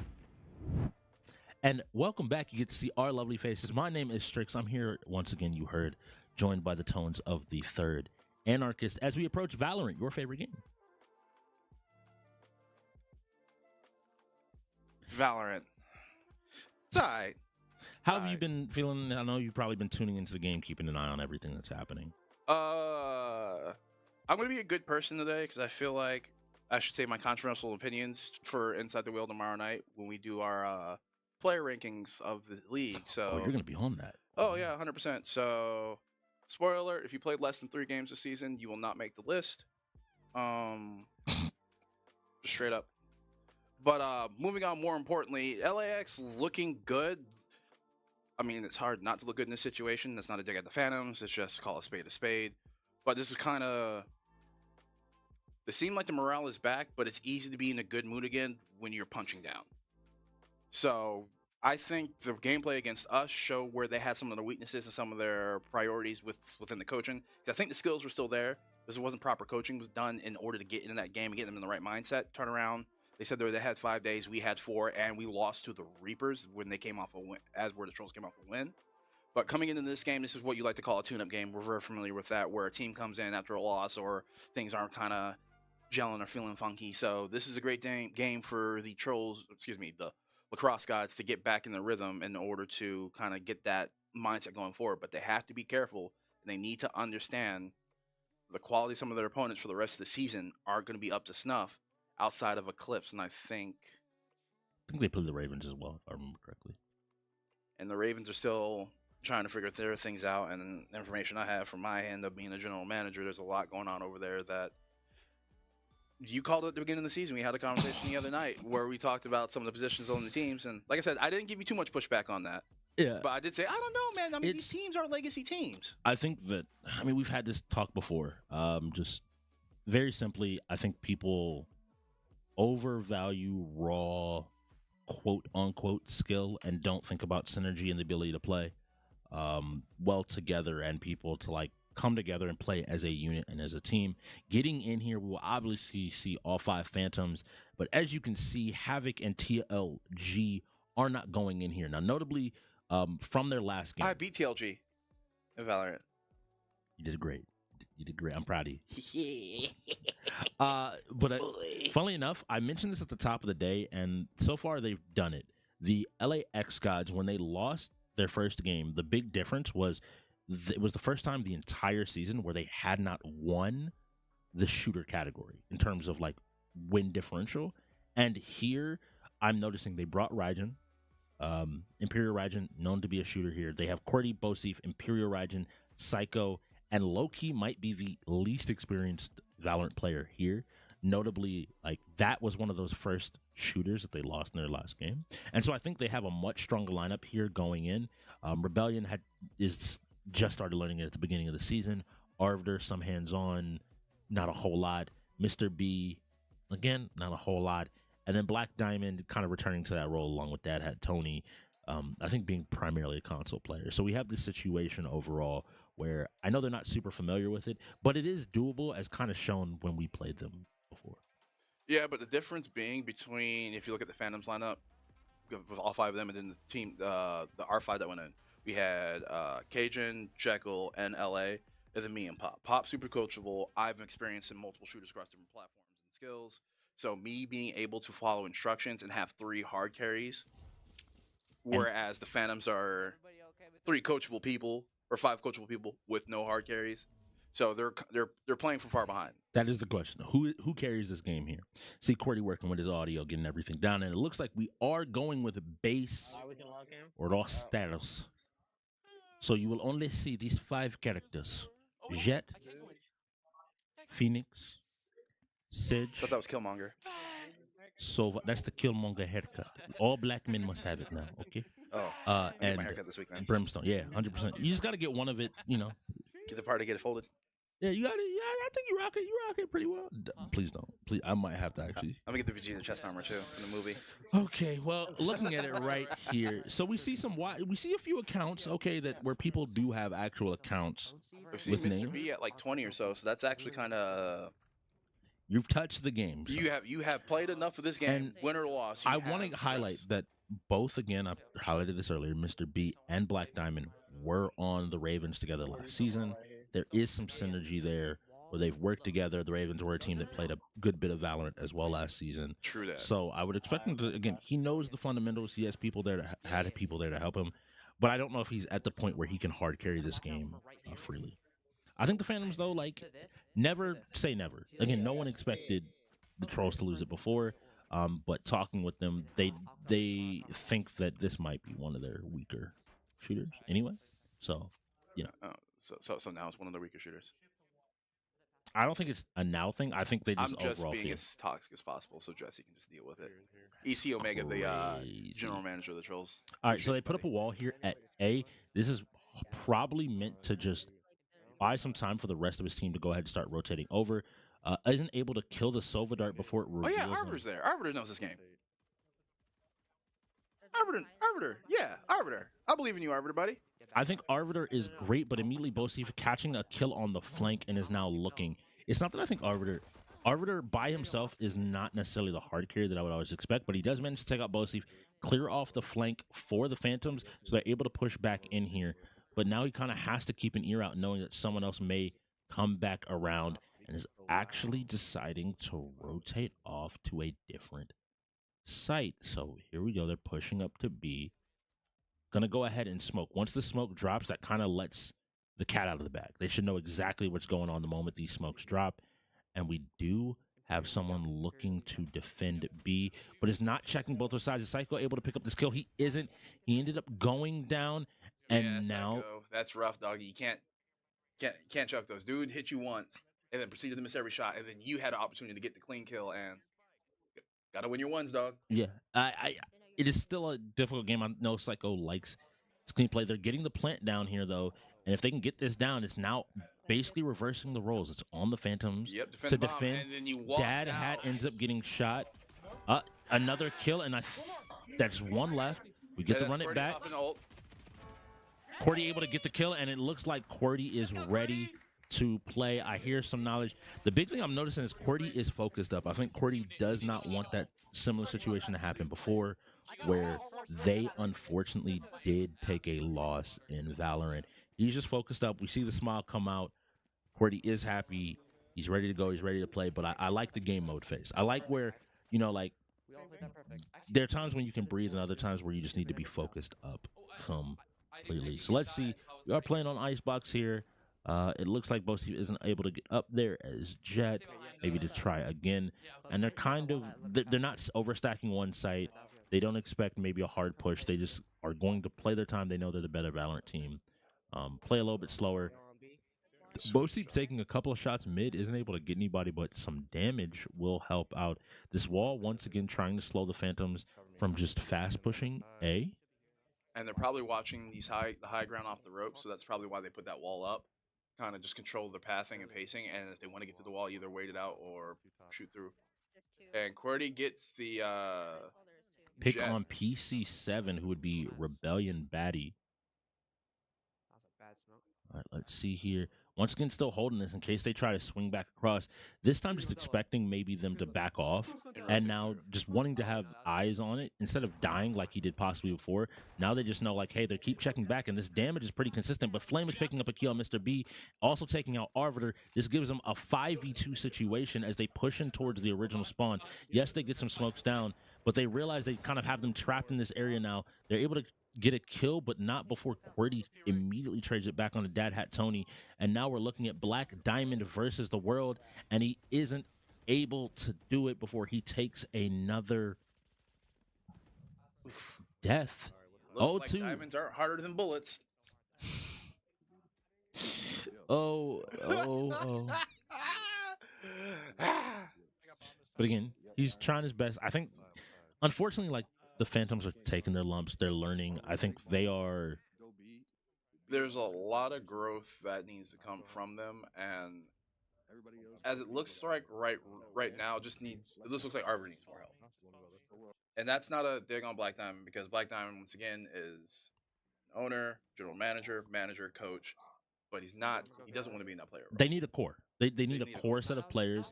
And again, we know they have some pieces, but unfortunately, they also have pieces that live farther away. Correct. And those pieces, living in the distance right now makes it really difficult for them to always get in house. But they are still trying things. They're still practicing. They're still trying to develop kind of like the baseline skills that will carry them season to season. It looked like they were making possibly a push towards B site. They're all talking and holding together. They immediately lose a player, and then Mr. B gets the refrag on that. So once again, it's a 4v4. As long as they can keep these numbers kind of even, but you already see Arbiter, who we're looking at the carry, and Bosif gets picked up. It's back to being a 5v4. Arbiter sitting on 30 health. And just that quickly, it's a 3v3. And we have to see how this is going to play out.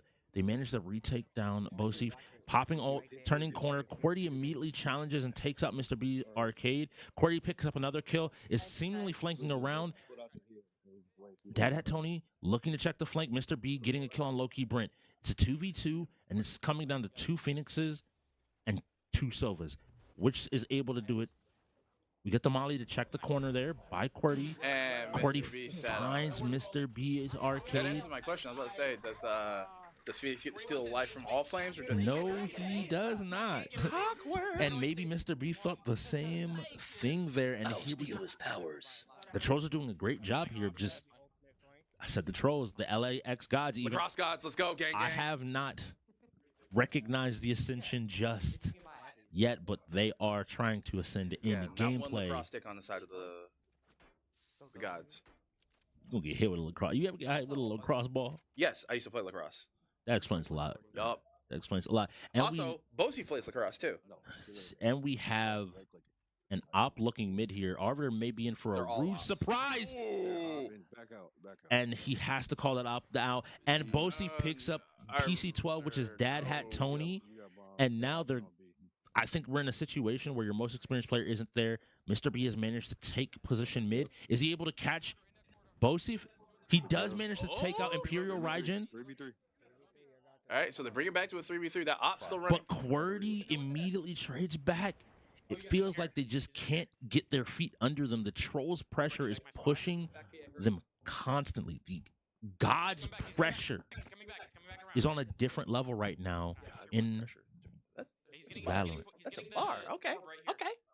The pressure coming out of the LAxGODS. So we're watching QWERTY. He's looking for the enemies. He's coming back around to the site. They had some pings, maybe heard some noise.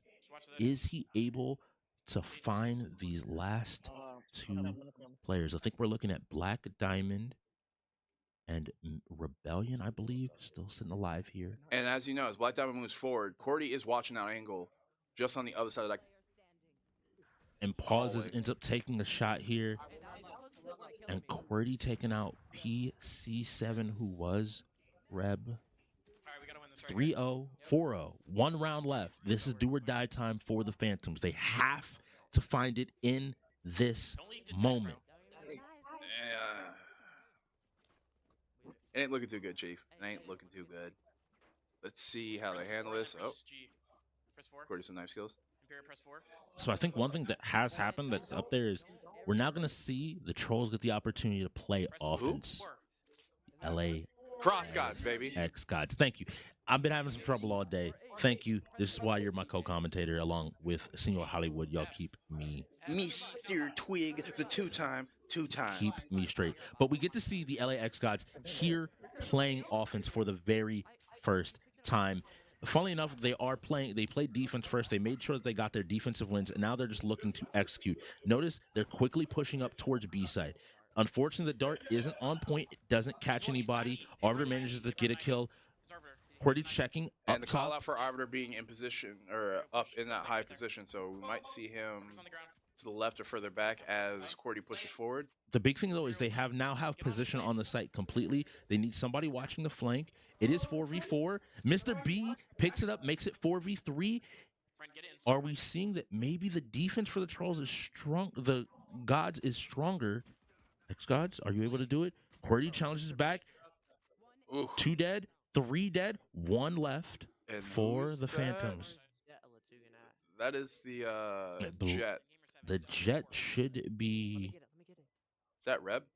Rebel. It's either Reb or Arbiter. He's going in. No, Arbiter was Brimstone, so it should be Reb. It should be Reb here. No. But the issue here is it is Reb by herself She's against just 3 boot stomping trolls. around. Yeah, she knows that she can be heard. Maybe trying to attract some attention by just creating noise, is now walking. They wouldn't necessarily know where she is, but realizing she has to play fast. She's not going to be able to disarm this in time. That is game for the LAxGODS. A strong Valorant win with probably 1 or 2 more games coming into this end of this first half. Gears 5 following it up. If you were not watching at home, shooters that have rolled today: Overwatch 2, Fortnite, Halo, Valorant, and now Gears. Halo was a skip, so we'll give them the benefit of the doubt on that one. But shooting performance aside, Phantoms are lacking in the stats. It is a rough situation. But hey, Black Diamond is still the scariest person, one of the scariest people in the league on UFC. It's crazy to me that they forfeited that, by the way. I would have at least let Havoc go in and see how it went. Nah, people are too quick to just straight up give people wins. Black Diamond been playing Spider-Man for 4 months. He did say His words. He did say that. His words. People don't get that the difference. We've had this conversation. The difference between a forfeit after you have the next game set up and a forfeit Before you have anyway. Again, if you want to throw somebody away, that's fine. Cool. If you don't care about it, cool. Throw me away. Nah, you're too important. Psych, I'm bad. All right, so looking at it, this is also a LAxGODS setup. So I want to see what game mode or map they end up choosing here. It does end up playing be pretty interesting. When we played on our map, it does look like maybe teams are starting to choose their maps more often than game mode. Ooh, identities are starting to come out? Teams starting to have identities now? No. Personality? What? No. Man, it's too bad Siege ain't here. I'm a Siege. Special caller.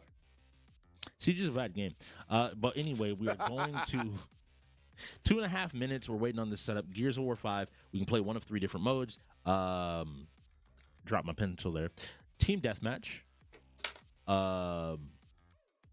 King of the Hill. And it's the VIP mode. I know it's the VIP mode. Team Deathmatch. Huh? Team Deathmatch. I said Team Deathmatch. I started off with Team Deathmatch. Team Say Deathmatch. it twice. It's not Team Deathmatch twice. Like Gucci. 2 times. I'm just here to troll at this point, y'all. I'm having a great day. But the only people here today are the gods of lacrosse, baby.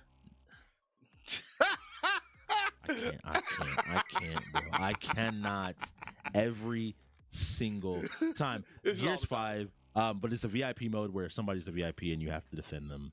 And if they die, then your team no longer gets unlimited response. So the goal is to have your VIP sit in the advantage position, direct and control. There's also different classes in the game, like you have a scanner, and then you also have an aggressor, and then you have like a regular grunt too as well, right? So like a grunt, a scanner, and aggressor. Difference being the aggressor gets like a frag grenade, the scanner has a scan ability, flash, and then like your grunt has like a smoke grenade, right? You're informing me about a lot of things. I'm not sure. I'm not too sure because I only watch y'all play this and then kind of like direct some of the things you guys are doing.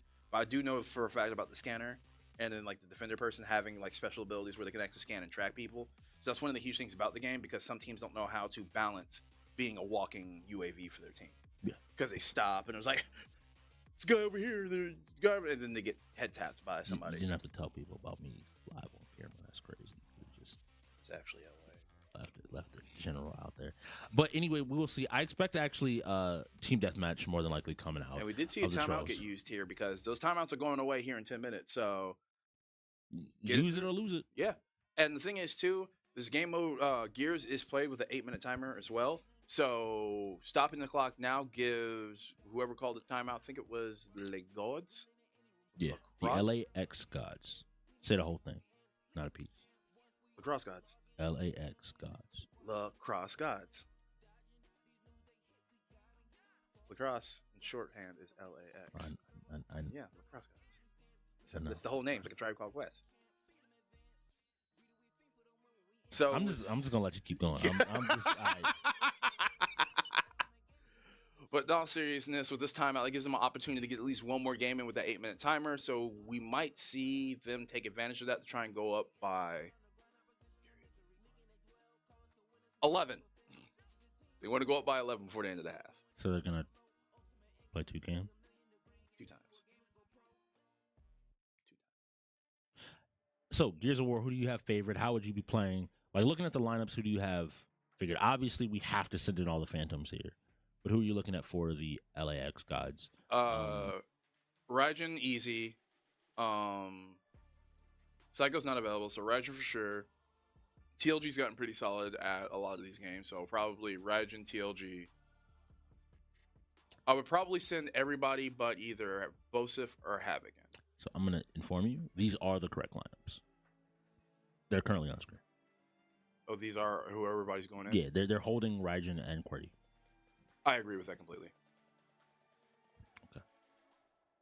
Because I wasn't sure, like, I was just thinking about it about last game, but no, that's what I get for thinking. The big thing, just remember, Havoc wasn't in the last game. It's all right, though. We have 57 seconds before we go ahead and get into this next game here. The Golden Gods themselves.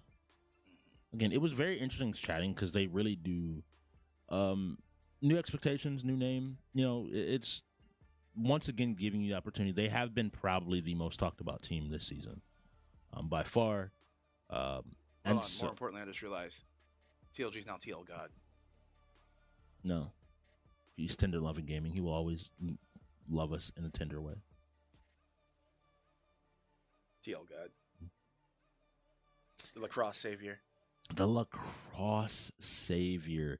If you were on the Phantoms, though, what games do you see on the wheel that are still yours? How do you win it?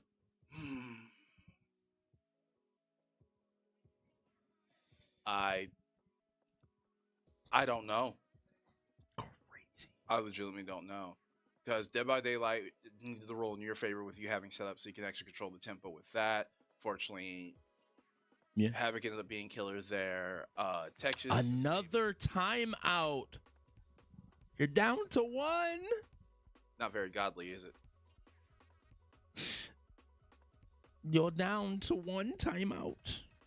Do they need it, though? But here's the thing. There is an off chance we see what happened earlier on the season with some of the expansion teams with the weaker rosters, where tournaments get ran out, and then issues start piling up for some of these games, and then forfeits start rolling, and then next thing you know, a game where somebody should have been up 6 or 7 points is now a closely contested This game. is where I'm giving you immediate pushback. The LAxGODS are the second in the Southern Conference. Yes. If something like that happened, there has to be an immediate conversation and change of. There's no reason that this team, as well as they've been playing with the coaching staff they have, with the structure they have, should be put into a position where, oh yeah, we're messing up setups. Oh yeah, we're messing up this. Oh yeah, we're not able to do this. Oh yeah, we're doing blah, blah, blah. A, B, C, D, E, F, G. That should not be happening. And I said this to Hollywood before. When he was talking about the little nuances of games, they're a little bit weird. Like, oh, open Hot Pursuit through EA versus through Steam because the invites work better. That is not something at week 10 of season 8 that, to me, like, it's one thing if it's like one game, but my counterpoint for you, because we do have quite a few different historical landmarks to look back at in competitive sports, whether it's esports or gaming, I'm going to look to the most prominent one, is the Atlanta Falcons blew a 29 point lead, which in all metrics, just like in the same argument you just had, should not have happened, but it did. So the point I'm bringing this back is it can happen any day of the week. It can happen to anybody, any given Sunday, and it is Sunday. not my end gamers. Those are lacrosse gods, not Cobras. Those aren't your end gamers. Oh no, this league is mine. In gamers, they're Titus's babies. I'm the babysitter. You're doing a horrible job. Nah, what you mean? Everybody's good. Everybody's doing a great job. Everybody's doing an amazing job. To go over this really quickly for people maybe just joining us, the game has been playing out since the beginning. The win was actually an FF by the LA. LAxGODS. See, he's trying to infect my ear. LAxGODS for UFC when Black Diamond was available. Otherwise, we've seen a good number of shooters roll, along with a couple of fighters to ultimately make the game go out. And now we're going to see... And now we see it get live. For those that don't know, rulings have been pretty interesting, specifically on this game. We have an entire thing where you are not able to pause if you are the host of the game. If you do pause, it does pause the game for everybody, which results in rules similar to our other pause rules, which is where the person cannot play. We already talked about how this can be different. There was a huge call trying to figure out, like, oh, who did it? Only the host could do it. And we know who should have set up the game and who should have hosted. So we will find out exactly what is going on. It's not TLG because he just opened up the pause menu right there. I can tell you that one with a quickness. We see Havoc here with the Lancer trying to hold it down. They did seem to, the teams opted for All Fathers Arena along with King of the Hill. So this is something that we have seen pretty consistently out of teams, especially the Trollz. Early in the season, they consistently played this game mode on this map. They're more than happy with it. It has these, it's just a giant circle. So yes, unfortunately. Who was it? He got drowned out in the middle of you talking. So go ahead and let the people know who is no longer in the game. So I definitely missed it as well. But very clearly we can see here, Bosif accidentally paused the game. As we can see, I appreciate it. Bosif can't play the game. Sorry about that. Production, we were waiting for them to get back to us. But Bosif can't play. He accidentally paused the game and is now unable to play. So if the current lead, which we are seeing coming out of the LAxGODS, is maintained, it will be on a 4v5 basis. Luckily, they did not pick up a game mode like TDM, where this matters a lot more to not have a person or have somebody just standing around. It being capture the flag, while it is hard and really difficult, it's still doable. Yeah, I was gonna say, are you just gonna let them walk by you? I think this is a huge thing because TLG has grown as a shooter, but with this particular lineup, come back in two. Take that hill. That one. and just in the player-owned North Carolina Reapers, after quite a deliberation on trying to change things up, have decided to change their names to the North Carolina Trolls. So congratulations to... The toll remains. Yes, it does. Congratulations to Reaper Kittens and Twig on the name change. We're happy for your rebrand.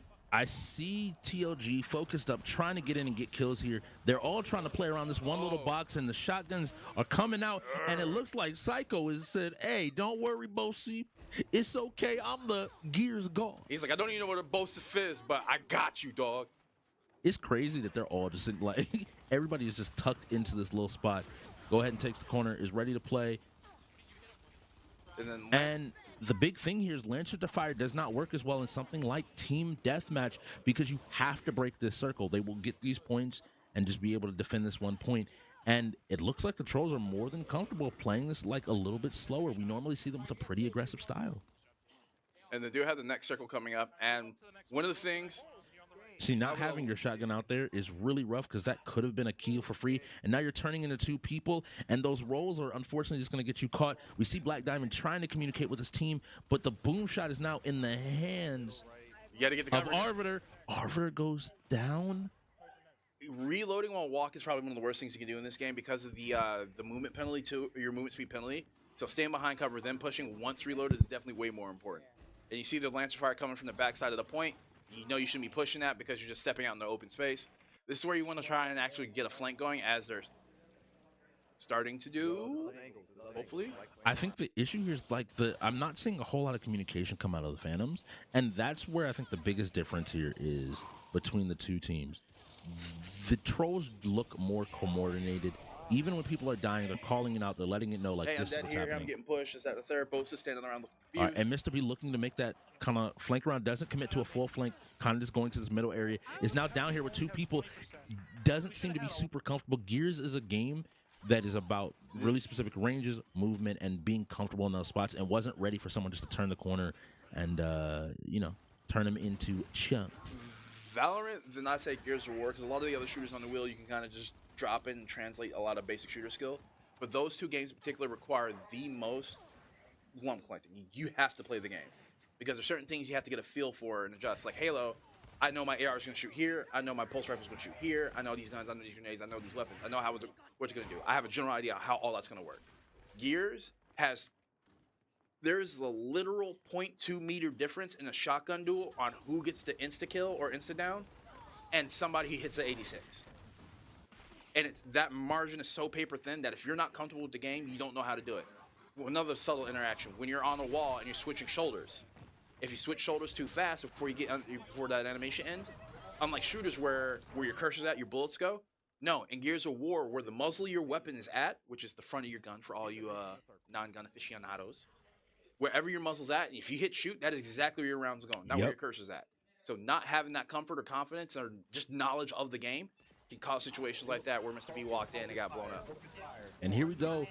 Even with 4 people, it seems like the Trollz, LAxGODS, get me out of this room with him. The LAxGODS coordination has been amazing. It's been to such a level that is ridiculously good, and they are just able to take it over. And now you see them laughing, fully willing to play and just have kind of a little bit more fun, which I think is a good thing to be able to see them, enjoying themselves a little bit. It's easy to have fun when you're up. Everybody's happy when you're up. And that's the victor's rights. That's the victor's spoils. When you are dominating, they are doing what we did the first game of our season last season, where pop press falls and we still won the game. That is literally what's happening right now. All right, and you can hear TLG voice carrying out, talking about nobody killing him. 157 to 20. That circle has about 4 seconds left. They're rotating into the next circle. It's a rough situation, all things considered, for the Phantoms. They have to find their footing. In a game like Gears is super difficult because I feel like just everything going wrong is really difficult to just immediately recover from, even in like a short-term window. Yeah, because when it comes, who is letting this long shot just? Oh, whew, that's rough. That long shot missed maybe 2 shots that entire time. After that, it was. Oh, ooh, gotta win those. Gotta win those. Roll back in the 2v1, gets the kill. Now you gotta break that. 14 points to go for the Trollz. LAxGODS, excuse me. To secure this game. I was doing good.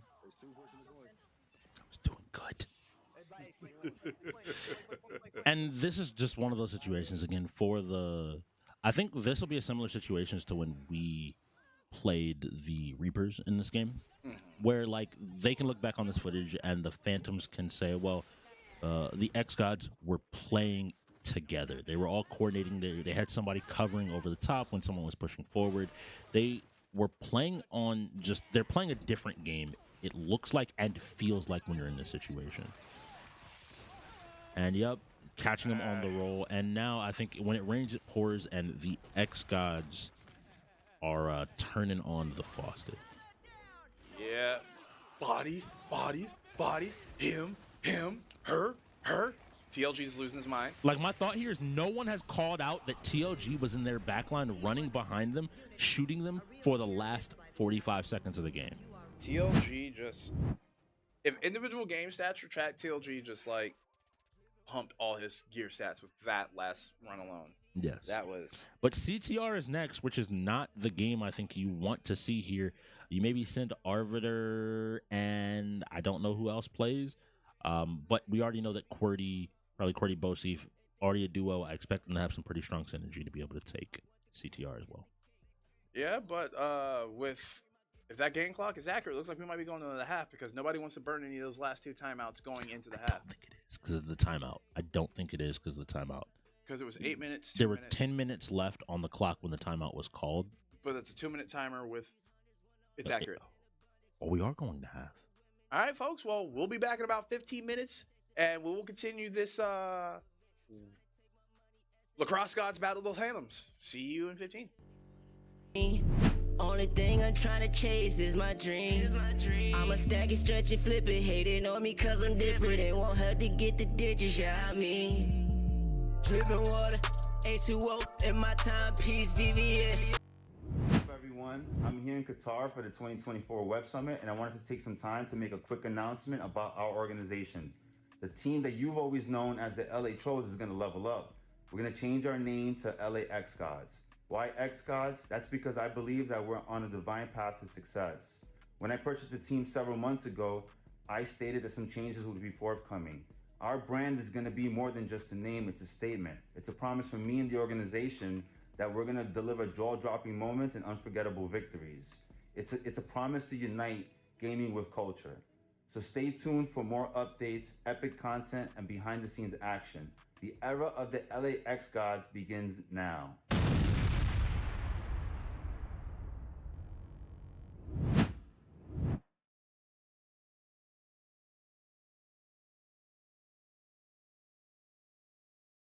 If they tryna get up in your way, tell her hustle hard. I want the cream, I get the cake. Hustle hard. I want the cream, I get the cake.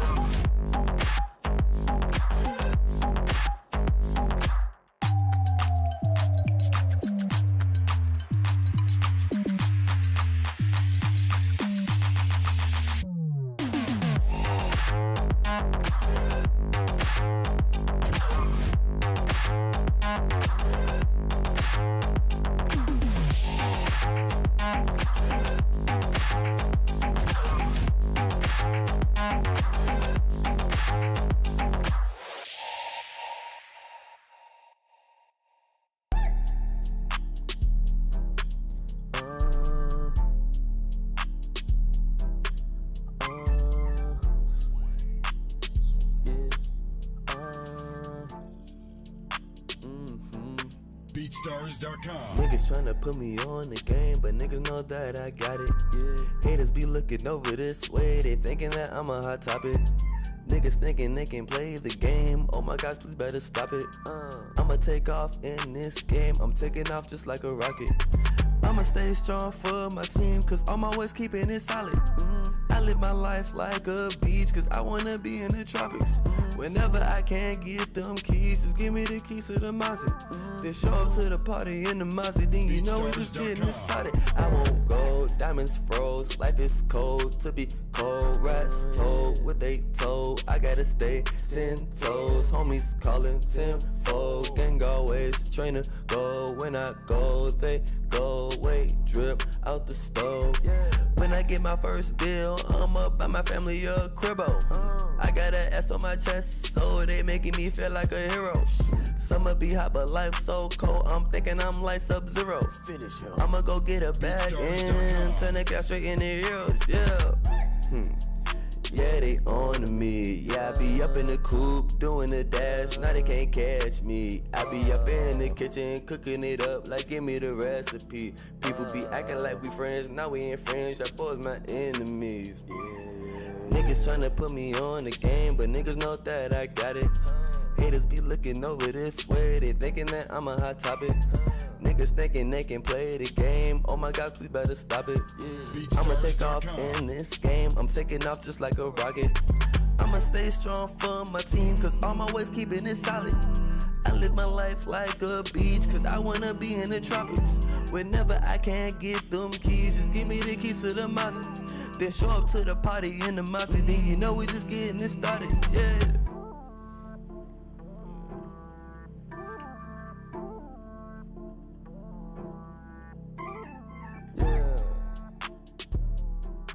BeatStars.com.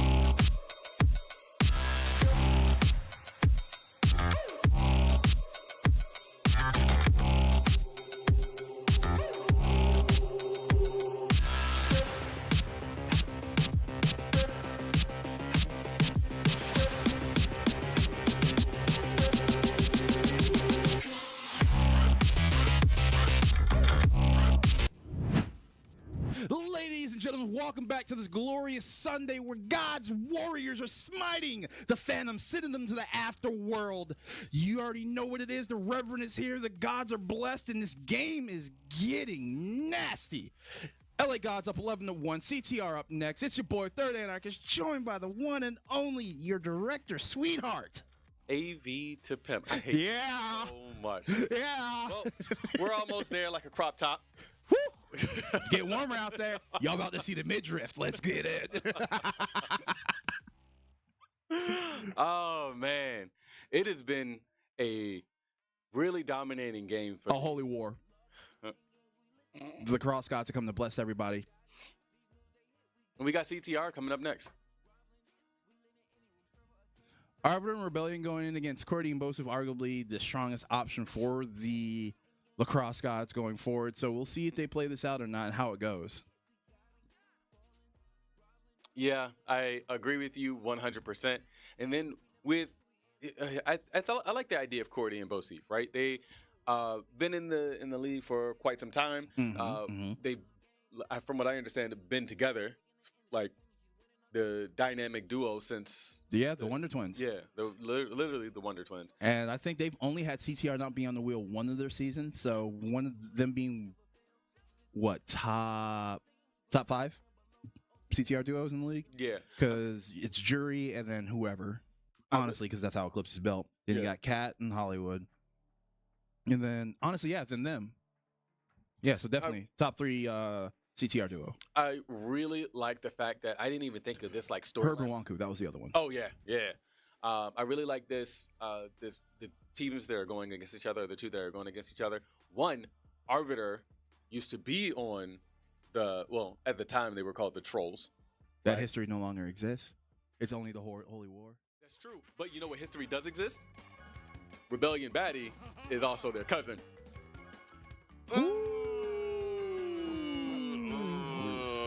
That is awkward. It is. And Formula 1 coming up next with Havoc available. So LAxGODS starting the second half off really strong with all the games falling where they want them. That is true. They have already mentioned that they want to make sure that they are the ones that go to the finals this. I just want to take a second. Rebellion is staring a hole through Cordy and Bosif's heads right now as they're like keep pointing out to the side. Some family rap beef going on, bro. Yes, it is, bro. Is this a Steve Wilkos show? Yes. Steve.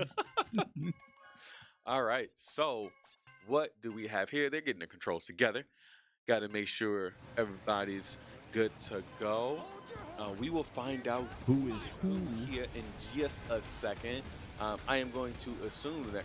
We got Rebel and Arbiter on top left, or Rebel top left, Arbiter bottom left. And that means Cordy and Bosif are going to be on the right, Bosif being top right, Cordy being bottom right. Honestly, I was expecting Cordy to be on the top right, but he's on the bottom right. Correct. Yeah, he's killing it. He is currently in first place. And as you notice, you look at that ticker across the middle of the screen, which is the track relation to where they're positioned. That gap between the gods and the Phantoms is getting larger and larger. And Cordy with a lovely shortcut. With the blue boost, too. Blue boosties. Zoom, zoom, zoom. And he's already got 10 of the fruit. So he's at maximum top speed. Yeah, so every time, when you get 10 of them, it does increase your speed. I don't think it goes past 10. Is that right? Correct. It's probably for the best. And you notice there just now somebody took a shot at Cordy with the lock-on, but the lock-on was broken. You see Bosif on the top right getting hit. Rebellion way back. Actually, everybody's just way back there at this point because I didn't even think. Oh, the shortcut's keeping. I think at this point it's just a race between Cordy and Bosif to see who can actually get the most points between the two of them. Yeah, no, you're absolutely right. And honestly, there is friendly fire on this. Is that right? Yes, because the way this game is structured, even though it is teams, it's still 4 individual racers. So those weapons and power-ups that target any and everybody still can affect your teammate. Yeah. And Cordy's already done. And it looks like Cordy actually hit Bosif with a weapon in order to steal first place from him. They feel good about themselves. Childish. All right, and they are all done. A little banter between the two teams. However, looking just as uninterested in the existence as he's ever has. I respect it. Rebellion locked in. I do feel like for on the Phantom side for Arbiter, I was expecting to see a little bit more from him, seeing as though he has been in the league a little bit longer than Rebellion. So being able to really help her and coach her through would be ideal right here. If I was expecting more from him. But with you saying that Herb and Wonku were actually really strong in this, you would assume that Black Diamond, who is not only their only owner but like GM, would also be able to give the Phantoms a little bit of a tip on like where to go and what to do. When it comes to racing games and it comes to certain personality types of games people are comfortable with, Black Diamond definitely has a strong overhead. Tried to force that shortcut. But Black Diamond does have a strong overhead and a strong knowledge pool of a lot of games on the wheel, and he can give you a lot of basic fundamentals. But there's certain games, like there's some games I look at and I'm just like, yeah, dog, good luck. Like, and this might just be one of those games. That's unfortunate, catching the corner like that and boosting into the... Now, from what I understand, with this... You gotta reverse. Yeah. With this map, it shouldn't be... isn't a difficult map. It's not a lot of places that you could potentially fall off. And it's kind of like a straight shot, right? Like there really isn't much to this map. Correct. So once you actually